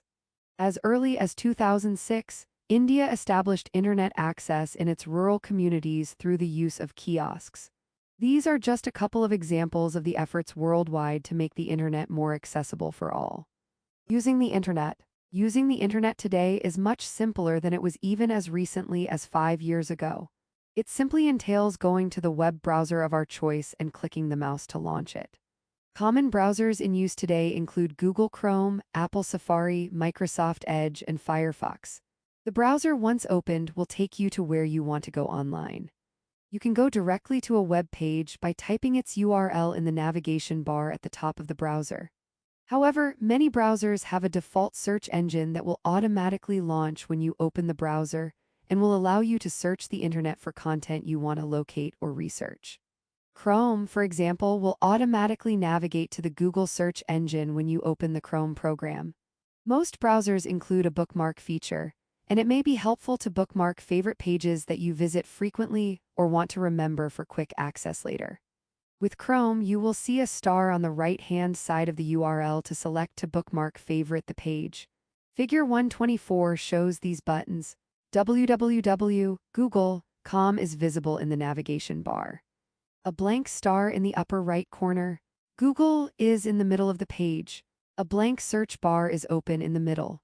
Figure 124 to use a browser, type the website URL address into the navigation bar. Here, we've typed www.google.com to get to Google's famous search page. You can also bookmark favorite websites that you frequent for quick access by selecting the star button. Google Search is a trademark of Google LLC. Conducting effective searches. Conducting searches on the internet is straightforward, but there are some techniques that will make your searches more effective. Because of the vast amount of information available on the internet, incorporating some simple changes to your search strategies can make a huge difference. You might, for example, want to narrow the number of results that you get from a search to those that are most relevant. When you begin to type in a search term, most engines will display a list of suggested searches. This list of suggestions will give you similar, related searches using the terms that you have begun to type into the search bar. This is often helpful as you try to narrow your search to obtain the desired results, as Figure 125 shows. A Google page is open and in the search bar, flower arrangements is entered. Below the search bar, other variations of the search for flower arrangements are visible. Figure 125. When you begin typing into a search engine, not just Google's, most will offer suggested searches based on what you typed, as you can see in the list under the flower arrangements entry. Google Search is a trademark of Google LLC. As you conduct your search, it is often helpful to keep a list of search terms that you have successfully used. It is easy to forget that you have already used a particular phrase or word, so a simple list will make it easier to avoid replicating something you have already searched. For example, suppose your boss at WorldCorp has asked you to search for a local nonprofit organization centered on children to support this year during the holidays. You might choose to search using the word or phrase children, kids, not-for-profit, nonprofit, or children in need, as just a few examples. Search engines also offer the capability to search with an image or with voice instead of text. Once you have entered a search term or phrase, you have some additional options.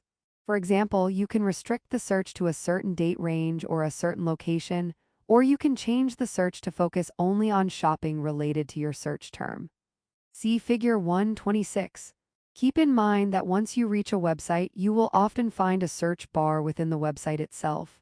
This will enable you to search within that specific website instead of conducting a search of the entire internet.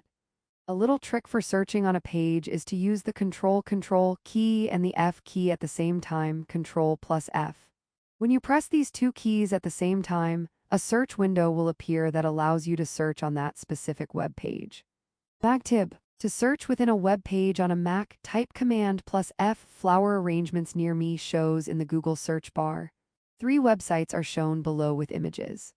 At the top right, a red box with an X inside over it is highlighted. Figure 1.26. Using the advanced search features, you can restrict your search to a location or date range. You can also search using voice or search with an image. Google Search is a trademark of Google LLC. To conduct an internet search, it is best to use specific and unique terms whenever possible. For example, when searching for contact information for a nonprofit organization in your hometown, rather than simply using the term food bank, you should use the actual name of the food bank you are searching. Or, if you are unsure of the name of the organization, you might limit the search by combining food bank with the name of your town or city. You can add a phrase as well. Being more specific in your searches will lead to more refined results. In defining your search, avoid using common words such as a and the, as well as punctuation marks. Also note that most search engines are not case sensitive, so proper capitalization is unimportant. Finally, to get the most results, it may be helpful to focus on the base or root word. For example, instead of searching on running gear for women, you might get more results by using run gear women, leaving the search open to words such as runner in addition to running. Your internet searches can be further refined by adding plus or in front of a word to either add to the search term or exclude something from the term. If, for example, you are searching for theaters but do not want movie theaters, you can type theater, movie to get search results that do not include movie theaters. This same approach can be used with plus to add more terms to your searches. Note, some search engines may use not or and instead of the mathematical sign. To search for an exact phrase or string of words, enclose the phrase in quotation marks. For example, if you are looking for information about historic theaters, you can search by typing historic theaters and then perhaps add a location, city, or state at the end, also in quotation marks, so your search would be historic theaters, Atlanta. Use the tilde to search for synonyms for the word you type. For example, searching tilde coat might return search results including jackets and sweatshirts. The asterisk can be used to search partial words. This can be very helpful if you want to search for a specific person or location, but are not sure of the correct spelling or the complete term. If you are researching nonprofit organizations and want to capture information that might just say nonprofits instead of the complete phrase, you can search using nonprofit asterisk. Finally, the or operator can search on 2 terms at the same time, giving you results for either of the 2 terms. Searching black shoes for sale, brown shoes for sale will return results that satisfy both search phrases. These operators can be combined in various ways to make your searches much more directed. Be careful not to be too restrictive, however, as you might filter out some relevant results. Table 1. 1 summarizes the key internet search operators. Operator description. Plus and include a word in the search. Not exclude a word from the search. Search for the exact words contained between the quotation marks. Search partial words. Search for synonyms. Or search 2 words at the same time. Table 1. 1 internet search operators. Using these operators can make your search more effective. Conducting business research.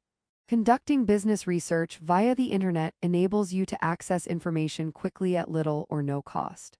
The internet gives you access to a large body of data from a variety of sources across the world. There are both free and fee-based services available on the internet to gather data. In addition, you can access many academic, peer-reviewed research using specialized databases. The first step is to narrow your search by determining what information you need and making a list of the data needed. As you work through your search, be sure to record relevant search terms, the website URL, and other pertinent information for you to access later if needed. A good strategy might be to keep a notepad by the computer or keep an electronic record in Microsoft Word or Google Docs. Some common sources of information for business research can be readily accessed. Google Scholar is a search engine for peer-reviewed academic research. Here, you will find journal articles, often full text. PDF files for nearly all disciplines. This source can be handy if you are looking for targeted information based on a specific academic discipline. Microsoft has a similar search engine called Microsoft Academic Science. Gov is a website that provides access to data from nearly 20 U.S. federal agencies. Census. Gov is an excellent source of demographic information. If you are searching for financial information for companies, Yahoo Finance or Google Finance is a great place to start. More detailed information about specific industries and sectors is available at CSAmarket.com.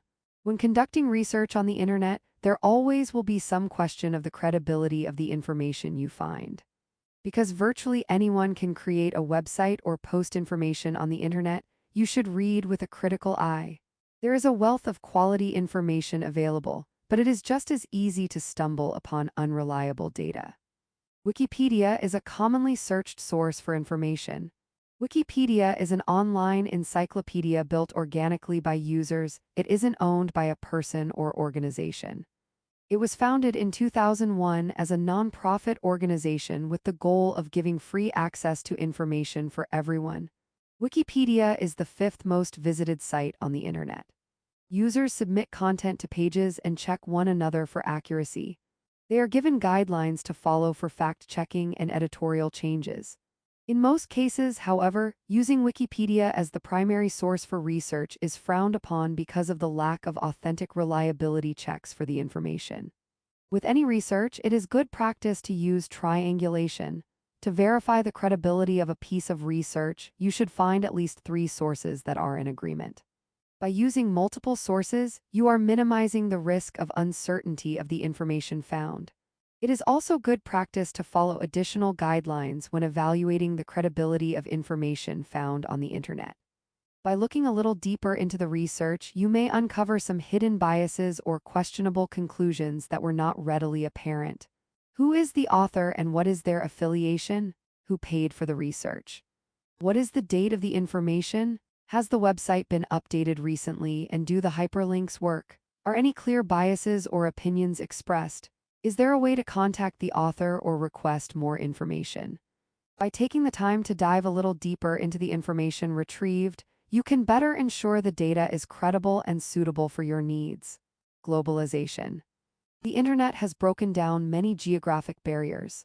Business transactions can easily happen from points across the globe. Products can be ordered and efficiently shipped to destinations thousands of miles away, and individuals can readily access information related to current events in other countries. The global nature of the internet has opened up the world, but there is little consistency between countries in their management of this technology. There are distinct differences from country to country in the laws and regulations governing internet use. For example, Facebook and Google are banned in some countries, such as Iran and North Korea, because these sites are seen as contradictory to local traditions and customs. In China, the government plays a major role in monitoring what citizens can access and view on the internet. There are nearly 100 regulations specifically centered on the internet and its use in China.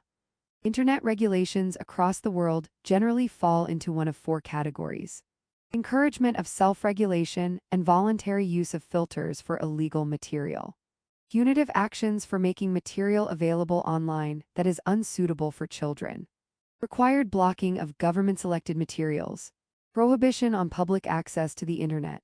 Many countries have enacted some type of legislation, policy, or governmental oversight with the goal of managing internet content. This governmental involvement began as early as 1996 and continues to be amended today. As you enter the workplace, you should be aware of the specific legislation that might impact the industry that you are working in. This could include protecting user information through specific privacy controls to managing content on a social media site for appropriateness. You do not have to be a legal expert, but having a general awareness of governmental involvement in the information shared over the internet is important. Communication, collaboration, and social media. Through the internet and the software programs available today, we can stay connected to colleagues and family across great distances. Email, the Google Workspace of programs, Microsoft 365, and social media sites have all had a significant impact on business and personal productivity. Email first became a reality with the ARPANET. Today, we have many options when it comes to our email service.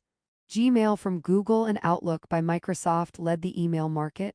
These programs are directly integrated into their other products to aid in communication and collaboration between users. The enhanced capabilities of email programs today allow easy sharing of photos, documents, video, and large files. Just the ability to connect to colleagues who are outside of your general geographic area on a regular basis greatly improves productivity and connectivity. We also now have several options for video conferencing. Many people use these tools outside the workplace to spend time with out-of-town family and friends. The traditional telephone conference call, where several people sit around a conference table while another colleague calls in on a speakerphone, is a rare sight in today's office. Now, we can gather around a virtual table and use a video conferencing program to conduct an important business meeting, Figure 127. We can use the same program to have a virtual meal with a family member who lives miles away. Some of the leading video conferencing tools today include Zoom, Microsoft Teams, Skype, WebEx, and Google Meet. All have basically the same functionality, with features such as recording the meeting and providing a transcript of the discussion. These features have been valuable as part of a widespread shift to remote working conditions for many companies. The shift to greater use of remote working environments occurs for various reasons, ranging from global issues such as a public health emergency to more localized reasons like increasing employee satisfaction by assisting in work-life balance. A laptop screen shows 7 windows with people's faces in various locations. Figure 127 video conferencing tools such as Zoom make telecommuting easier than ever before. Forbes credited Zoom's quick rise in use to its ease in navigation. Credit, modification of VFRA Zoom Meeting 3 2020 by RadioFabric/Flickr, CC by 2. 0. Another tool people use to connect and collaborate with others is social media. Social media is digital technology that allows users, individuals, and organizations to share information about themselves such as posts, photos, or videos. More than 40% of the global population use social media. Social media sites had their origin in connecting friends and families. However, as the number of users increased, businesses started to see the value in connecting with their customers via these social media sites. Many businesses have a distinct presence on social media as active users, not simply advertising through the site. Today, about 70% of businesses have a social media presence. The line between personal and business has blurred significantly. Very few people use social media solely for connecting and sharing with friends and family. Most will interact with businesses such as retail outlets and even banks on their social media sites. Many people follow a specific brand or company that they like. Personal and business social media sites are intertwined and connected across sites.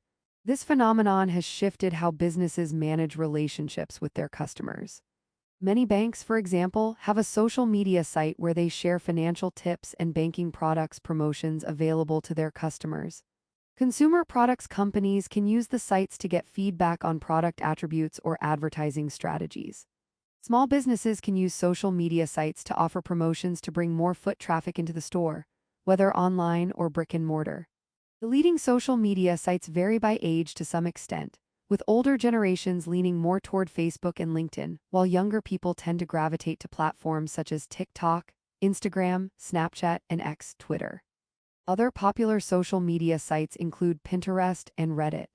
Privacy is a concern when dealing with any interaction on the internet, but especially with social media sites, where individuals often share personal information and pictures that could open them up to cyber attacks. You should regularly check and update the privacy settings on the social media sites you use. You might consider changing your password routinely to prevent hackers from accessing your information. Never share personal information through the site or through messages within the site. You should be wary of friend-follower requests from people who are unknown to you or your other connections. Avoid being controversial or posting overly personal content. Employers now are checking applicants' social media profiles and, in some cases, monitoring employees' activity. Finally, as a user, it is easy to get pulled into clicking on advertisements that either show up in the margins or in the social media feed. Clicking leaves a virtual footprint of your activity that both legitimate advertisers and spammers can use to target advertisements and compel you to visit their sites. Often, you can limit your exposure through the site privacy settings, but the risk of exposure of personal information probably cannot be totally mitigated unless you avoid using social media sites altogether. Personally identifiable information, PII, may include items that directly reveal your identity, such as your address or social security number. But other identifiable information can also be gathered, such as race, gender, or religion. You should be cautious when sharing information on the internet via social media and other websites. Useful precautions include regularly changing your passwords, not using the same passwords for multiple sites, providing limited personal information on social media sites, or putting privacy settings at a high level. And finally, being cautious about clicking links or advertisements from unknown sources. Libraries and media. The internet has changed the way that libraries operate and share information. Many libraries still house extensive collections of books, reference materials, magazines, and the like. In fact, you may be surprised to learn that reading print books still outpaces reading electronic books. Some college students have reaped the benefits of ebooks by purchasing their textbooks in often cheaper electronic formats.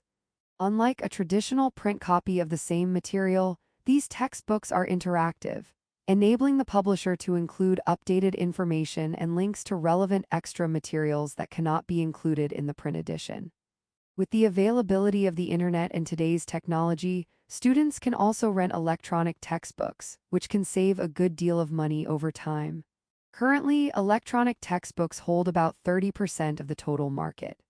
Many libraries now have online services that allow users to place a hold on materials. When the item becomes available, the patron is notified via text or email. Libraries are also moving some of their resources to a digital format. For example, some of the historical archives housed in libraries have been cataloged digitally to provide broader access. Libraries will still have a good supply of DVDs or books on CD for patrons to check out, but many resources can now be accessed electronically by using your library card. Many states have library systems that allow patrons in one city to utilize materials owned by another library in a different city. With apps such as OneDrive and Hoopla, users can gain access to thousands of digital materials, including books and media. These apps are typically compatible with the leading e-reader apps such as Kindle, Kobo, and Libby. Also, libraries have become a central access point and technology hub for those lacking these resources at home, as Figure 1.28 shows. Nearly 96% of all rural public libraries offer free access to the internet for their cardholders. In all these ways, the digital revolution has altered the way libraries think about the services they provide. A library is shown with several tables and chairs with desktop computers on the tables. People are seen working on the computers. Figure 1.28. Many libraries today have computer workstations where users can access the internet and conduct research. Credit modification of Vancouver Public Central Library by Go to Van/Flickr, CC by 20. Libraries can be a source of research that might otherwise be unavailable to you. For example, the popular genealogy site Ancestry.com has agreements with libraries to provide some of its exclusive material free of charge to users of the site's library edition. Libraries also provide free access to other databases that are centered on business research, including LexisNexis, BizMiner, Business Source Complete, and IBISWorld. These databases provide a wealth of information that is not readily obtained with a simple internet search. Web applications. A web application is a software program that is not installed directly onto the user's computer. Instead, the program and data associated with it are stored on the internet, and the application is accessed through a browser or app rather than through an installed program on the computer. In the past, users had to purchase a license key to install programs directly onto their computer. This takes up memory and storage space on the computer and presents limitations on updates to the program. The user would generally have to purchase the program on a regular basis to get the most updated version or purchase an upgrade. Web-based applications give users access to the most up-to-date version of the software, while sometimes freeing up essential storage on the networks and allowing seamless collaboration between users in real time. Companies pay monthly or annual subscription fees for these programs, often based on the number of user licenses they want to purchase. Throughout this text, you will become familiar with the Google Workspace of products and Microsoft 365 so that you can develop basic computing skills for the work world. E-commerce. Electronic commerce or e-commerce refers to conducting business transactions online, buying and selling goods or services in an online environment rather than in a traditional brick-and-mortar storefront. The first e-commerce transaction was in 1994, but it is helpful to think of e-commerce as a modern-day version of the catalog sales, Sears, J.C. Penney, Montgomery Ward of times past, except that the ordering is done over a computer rather than over a telephone or by filling out a form and mailing it through the post office. E-commerce transactions can occur between all customers in the marketing mix. In a business-to-business transaction, one business might purchase office supplies from another business. In a business-to-customer transaction, an individual purchases a product from a retailer online and has it delivered to their home. Consumer-to-consumer purchases can also be made through e-commerce. For example, when an individual purchases a product directly from another individual through a resale website.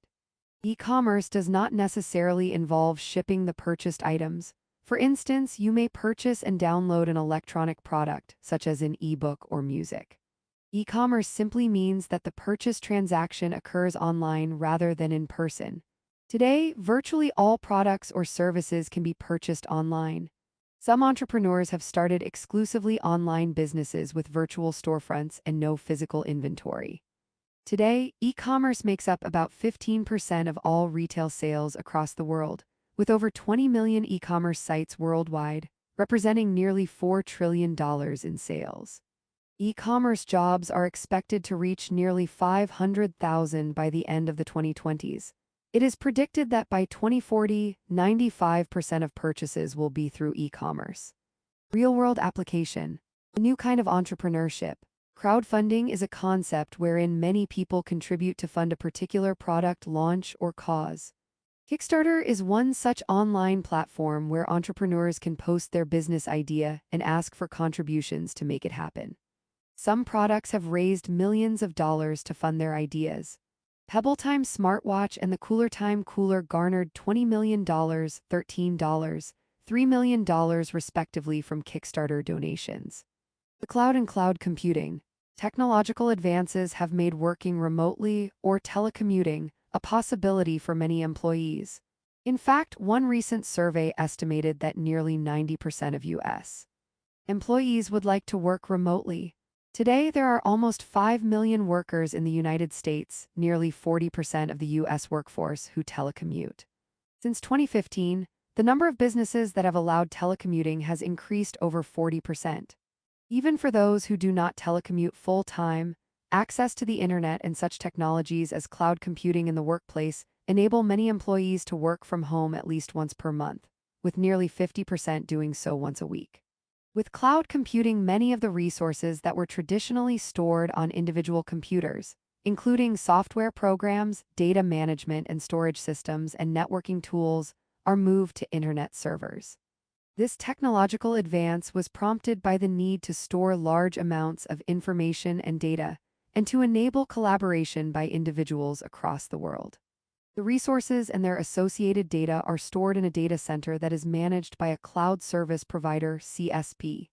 The benefits of cloud computing are that it can handle larger amounts of data than any physical storage device can, and it also allows users to access their data from any computer, no matter the location, and from any device, as Figure 1.29 illustrates. Icons representing play video, images, contacts, documents, files, music, and email are inside a cloud. Arrows connect the cloud to images of a laptop, cell phone, computer, camera, and tablet and back. Figure 129. Cloud computing enables you to store much more data than can be kept on any physical computing device. Credit: Cloud Computing by LearnTech/Flickr, public domain. The cloud is the term used to describe servers that are located at different locations and that are accessed via the internet. These servers are housed in data centers to provide storage and computer processing operations.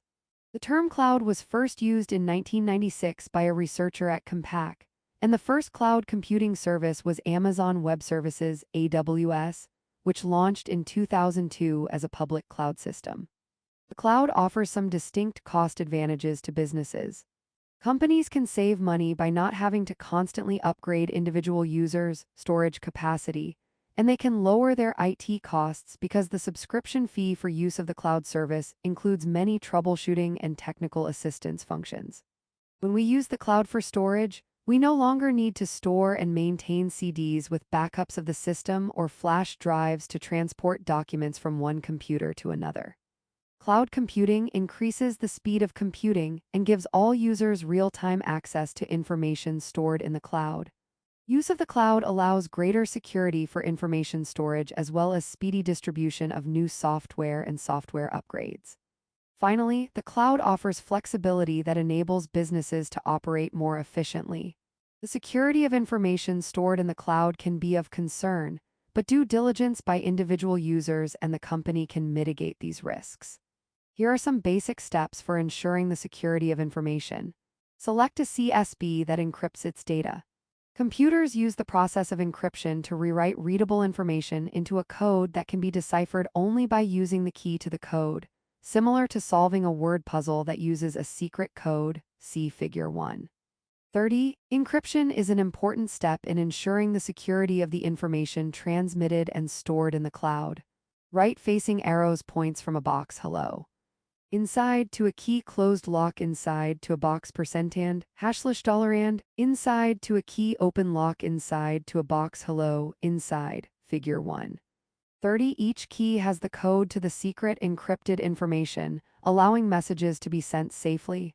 Backup information regularly. Most CSPs will include this with the services they provide. Use strong passwords and change the passwords regularly. Some businesses will set up a system that requires a password change at set time intervals. Use two-factor authentication.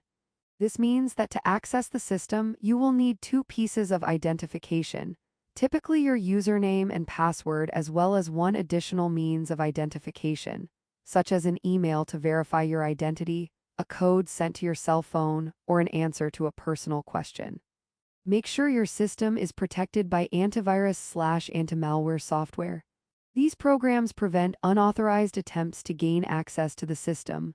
Avoid using public Wi-Fi access points to conduct critical business or personal transactions.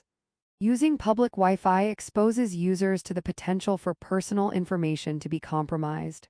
Cloud computing in business. Some companies set up a cloud-based intranet, a private network for internal company use. Unlike the internet, it is not available to the public and typically requires authorized users to enter a username and password. Many companies also require employees to make use of a virtual private network, VPN, to gain access to the company's intranet when they are off-site. Link to learning. The use of virtual private networks enables businesses to control who gains access to their computer network. Using cloud services can offer some of the same security advantages for business. Read this article on VPN and cloud computing to learn how the two are related and some differences between the two. Many businesses today use cloud computing to manage their information technology needs. Through the cloud, businesses can more efficiently analyze, manage, and store data. They are able to deliver software to their employees on demand and make updates to programs more rapidly. Finally, cloud computing enables seamless collaboration between business units that may be located miles apart. 3 types of clouds are involved in cloud computing. The public cloud is managed by a CSP. All of their services are delivered via the internet, and they charge for their service. The resources are owned and maintained by the CSP. Microsoft Azure and IBM Cloud Services are examples of public cloud service providers. A private cloud is used within a single business or organization. Its resources, which are owned by the business and maintained within the organization, are stored on a private network, or the company can pay a third party to host the private cloud. With a private cloud, there are often restrictions on who can use it and what permissions are given to the users. Businesses that use sensitive information, such as financial institutions or healthcare providers, prefer private clouds because they offer more security than a public cloud system. The final type of cloud system is a hybrid cloud, a blend of public and private. Some resources are utilized through a public cloud and others are secured through a private cloud. Cloud computing for personal use. You are probably using the cloud already in your professional or personal life, even if you are unaware that you are doing so. For example, cloud computing is used behind the scenes for Google and Microsoft programs, so if you are using Gmail or Outlook, you are using the cloud. Likewise, if you use Google Photos to store family memories, you are using the cloud. And if your family members play video games, stream movies, or listen to music on the internet, they are more than likely using the cloud. The cloud is working behind the scenes with much of the work we do both personally and professionally. This is a natural outgrowth of advances in internet capabilities and computing power to enable us to manage information more efficiently, conveniently, and cost-effectively. Internet of Things (IoT), integration and collaboration. The Internet of Things (IoT) refers to the extension of internet connectivity beyond computers to enable the transfer of information between machines and other objects, people, and animals by connecting them to the internet in some way. With the IoT, the physical connects to the virtual. Today, many consumers seek out products that connect to the internet, and some simple adjustments enable many non-technical inanimate objects from light bulbs to dishwashers to be part of the IoT. As businesses see the value of the additional data that is gathered through IoT, many companies are marketing these technologies to consumers to make their lives easier and to save money. Having a reminder to put the laundry in the dryer or having the house thermostat adjust automatically based on outside temperature is more than a novelty. These features can save time and money, allowing consumers to feel more secure, better equipped to handle life's demands, and able to focus more on their pleasures in life. Businesses, too, can realize distinct improvements using real-time data and analytics, performance tracking, inventory cost controls, and the automation of simple tasks. These capabilities can also allow businesses to adapt to challenging times. Real-world application. Pivoting during the pandemic. COVID-19 drastically affected in-person business and services, many of whose owners found themselves struggling just to keep their businesses afloat. Some businesses chose to start offering their products or services online, while some began or greatly enhanced their delivery operations. Others decided to close their business in the short term. Some businesses, such as Spotify and Netflix, put more resources into creating original content, podcasts, movies, series shows, rather than relying primarily on the sale of ads as a major revenue stream. Small restaurants offered delivery services and meal subscription services to keep their business thriving even during the pandemic. And larger corporations found that remote work allowed their employees to stay healthy while still meeting the needs of the business. Learning objectives. By the end of this section, you will be able to describe the importance of practicing responsible computer safety and security. Identify common computer security issues. List measures to prevent computer security breaches. Describe the importance of privacy in a digital world. At WorldCorp, you've realized how the evolution of computing has led to your present-day status as a new employee. You're getting the hang of how computers are put together, how they have changed the business landscape, and how you need to understand their basic components to thrive in your industry. Another part of that understanding is learning how to safely navigate the computer world, both in the company's internal systems and in external systems on the internet and the World Wide Web. The importance of computer safety and security. The protection of computer systems and information that prevents unauthorized use is referred to as computer security. Computer ethics are guidelines for the morally acceptable use of computers in society. Any criminal offense that involves a computer and a network is referred to as cybercrime. One of the most common types of cybercrimes is identity theft, which occurs when an unauthorized user steals an individual's personal information, such as a social security number or credit card information for economic gain. An increase in the number of hackers, individuals who gain unauthorized access to computer systems in an attempt to steal someone's information, has prompted the development of software programs designed to protect consumers' identities, such as LifeLock. There are strategies you can employ that will keep your computer and the information you have saved on it safe and secure from theft and hacking. These include using security suites that can protect user privacy and security while on the internet. Using a firewall, which is a barrier between a network that is secured and one that is not secured. To provide additional security, setting up password-protected network access. Avoiding logging into accounts on an open network, one that is not password-protected. Using encryption to make it impossible for unauthorized individuals to gain access. Data and identity theft. In addition to hackers who target individual users, corporate espionage, also known as industrial, economic, or corporate spying, is conducted for commercial or financial gain by targeting businesses, government agencies, energy companies, and even schools. Corporate espionage can take the form of unethical or illegal acquisition of intellectual property, such as customer data, pricing, or research and development information, or trade secrets through theft, bribery, or blackmail. Examples of corporate espionage include trespassing on a competitor's property and/or gaining unauthorized access to files. Wiretapping, the secret interception of electronic communications. Domain hacking, which occurs when another entity steals the original party's domain name. Phishing to lure competitors, employees to open emails, thereby exposing information. Attempts to get users to interact with an email or website that appears to be legitimate but is actually fake is called phishing. Phishing lures users to provide their personal information and login credentials through these hoax sites and emails. This is usually through the use of spoofing.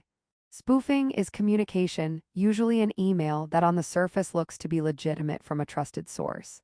These emails have become much more sophisticated and are designed to look more and more like real correspondence from a company or even a government agency such as the IRS. Something that has grown increasingly common is ransomware, malicious software that encrypts computer data, rendering it useless and inaccessible, and forcing the owner to pay a ransom to regain access. Software that is designed with the purpose of damaging a user's computer system once it has access to that system is called malware. Password management and biometrics. For all of these threats to online security, there are protective steps you can take. A set of principles and best practices for storing and managing passwords in a manner that is likely to prevent unauthorized access is called password management. You may password protect your computer, as well as various accounts you may access through your computer and the internet. Having a strong password will ensure that hackers cannot figure out your password easily. Many organizations today use multi-factor authentication to provide an additional layer of security. For example, when accessing your bank account on your phone or your laptop, you may be asked to enter a specific code that is sent via email or text. This now provides two layers of security. First, entering the correct password, then correctly entering the code that was sent to you. Multi-factor authentication can also be used by businesses when accessing the company's software or computer network. Real-world application. Please pass the password. Some tips for creating a strong password include: avoid using a real name, either your own or the company's, as your password. Use a combination of letters and numbers with at least 8 characters.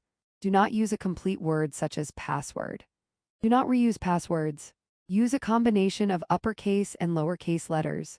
Incorporate special symbols instead of letters or numbers, such as an exclamation point or $sign instead of a numeral. In addition to passwords, you can also use biometrics to protect your computer and information. Unique physical markers of an individual that can be used to restrict access to only those who match these physical characteristics, such as retinal scans and fingerprints, are called biometrics. Biometrics are much harder to hack as they cannot be guessed or stolen. Internet and web privacy. The internet is pervasive and omnipresent. It is part of all you do in business and in your everyday life. How people conduct themselves online, what they share, and what they visit. All this information is captured and saved in various places, from internet providers' servers to browser companies such as Google to different social media sites. This information is captured and saved even if deleted from your computer or account. It is important to consider how to represent yourself and what to share to maintain your privacy. Cookies. After you have searched for a product on the internet, do you notice that you suddenly start receiving advertisements for that product, or that a store website now displays that product on its front page? For that, you can thank cookies. Small data files that are deposited on user hard disks from websites you visit are called cookies. They keep track of your browsing and search history, collecting information about your potential interests to tailor advertisements and product placement on websites. These cookies can be either blocked or accepted, depending on a company's privacy policy. The potential risk of cookies is that they can store information about the user, user preferences, and user browsing habits. That said, they can also save time by storing users' login information and browsing preferences, allowing internet pages to load faster than if you had loaded them the first time. Regardless of convenience, it is a good idea to clear cookies from time to time and to restrict cookies on certain sites depending on your own preferences. Browsing history. Your browsing history includes all websites you may have visited, as well as any actions you may have taken on those websites. It is typically saved locally on your computer within the browser application, as well as with the company that provides the browser. Your internet or data provider may also keep track of your browsing history. While this information is handy to have for future reference, consider clearing your browsing history from your personal computer on a regular basis. Be aware that your employer may also collect this information. While using a work computer, you should avoid visiting websites that do not support your work function. Both Google Analytics and your company can theoretically store browsing data for a long time, even after you delete it. Temporary files. As the name implies, temporary files are created by a program to allow it to complete a task or tasks. These files are handy to have in case of a sudden shutdown, as they may help to recover a file that might otherwise be lost. Many temporary files are automatically deleted once the task is complete or the file is saved permanently. But others may stick around. These files are saved in your temp folder. On a Windows computer, you can access your temp folder by typing %temp in the Windows search bar at the bottom left of your screen. Mac tip.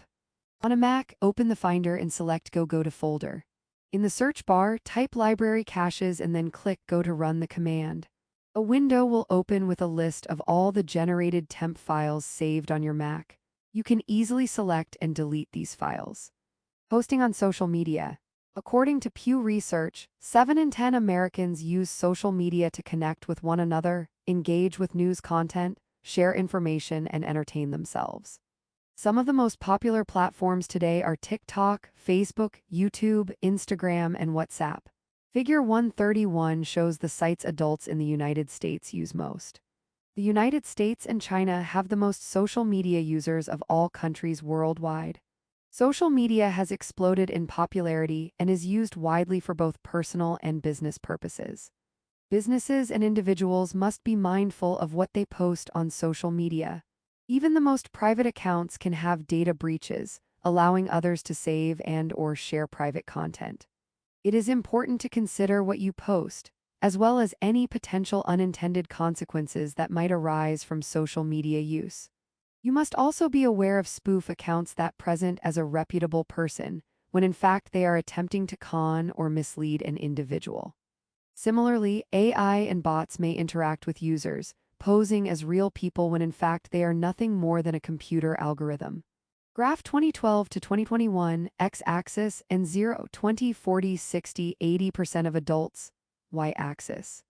Items on graph: YouTube, Facebook, Instagram, Pinterest, LinkedIn, Snapchat, Twitter, WhatsApp, TikTok, Reddit, Nextdoor. Figure 131. YouTube, Facebook, and Instagram were the top 3 social media sites among U.S. adults in 2021 for both personal and professional use. Data source: Pew Research Center, https://www. Pew Research. Org Internet 2021, 0407 Social media use in 2021. Ultimately, you should be sure to present a positive self-image on the internet, particularly on networking social media platforms such as LinkedIn. When considering how you want to represent yourself online, answer these questions. 1. Is this information accurate? 2. Will this post be potentially detrimental to my schooling and/or career? 3. Is the information hurtful or detrimental to someone else? Ensuring privacy. Privacy involves practices related to the collection and use of data about an individual. Many companies will have privacy policies when you sign up as a customer or purveyor of their content. It is important to read these policies to ensure you are not inadvertently providing permission to use your data and information in a way that you do not actually approve of. In addition, many companies will disclose they sell your information to other companies seeking similar customers. It is important to decline these permissions to avoid circulation of your contact information. Minimal data collection from customers. Collecting data from customers allows organizations to determine their needs and identify niche markets. Companies must ensure they are collecting the most minimal amount of data necessary from their customers to achieve these goals. Collecting too much data places both the company and the customer at risk. The company is responsible for ensuring that information is used responsibly and within the parameters of its privacy agreement. Any data breach puts the company at risk of liability. Similarly, customers have the right to know how their information is used by the company and may request compensation if it is used inappropriately. Therefore, companies must ensure that they collect only the most minimal amount of data required to meet their business needs. Data security. Data security involves protecting digital information data from being accessed or used by parties who should not have access, or for purposes it should not be used for. Just as individuals must ensure they protect their information from hackers and malicious intent, companies are responsible for ensuring they use the most up-to-date data security measures to protect both customer information and proprietary company information and data. Companies must ensure both internal and external security. Internally, a company should establish policies and protocols to ensure employees are abiding by data security measures. A company should also limit employee access to certain information. Keeping technologies up to date with the most current security software is also important. Depending on the size of the company, it may be worthwhile to establish a cybersecurity branch that employs qualified professionals dedicated to data security. There are a number of strategies a company can use to keep data secure. Encrypting the data will render information unreadable to unauthorized users.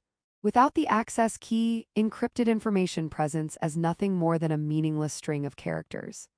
Companies, like individuals, can also take steps to delete files, software, and data that is no longer of use. And they can take it a step further by practicing data erasure, wherein the information is not only deleted but overwritten as well. In another approach, data masking, personally identifiable information is removed from the data, allowing the company to make decisions about its customers without associating the data with an individual's personal information. By taking these steps, companies ensure they can recover from a data breach quickly, reinforcing their data resiliency.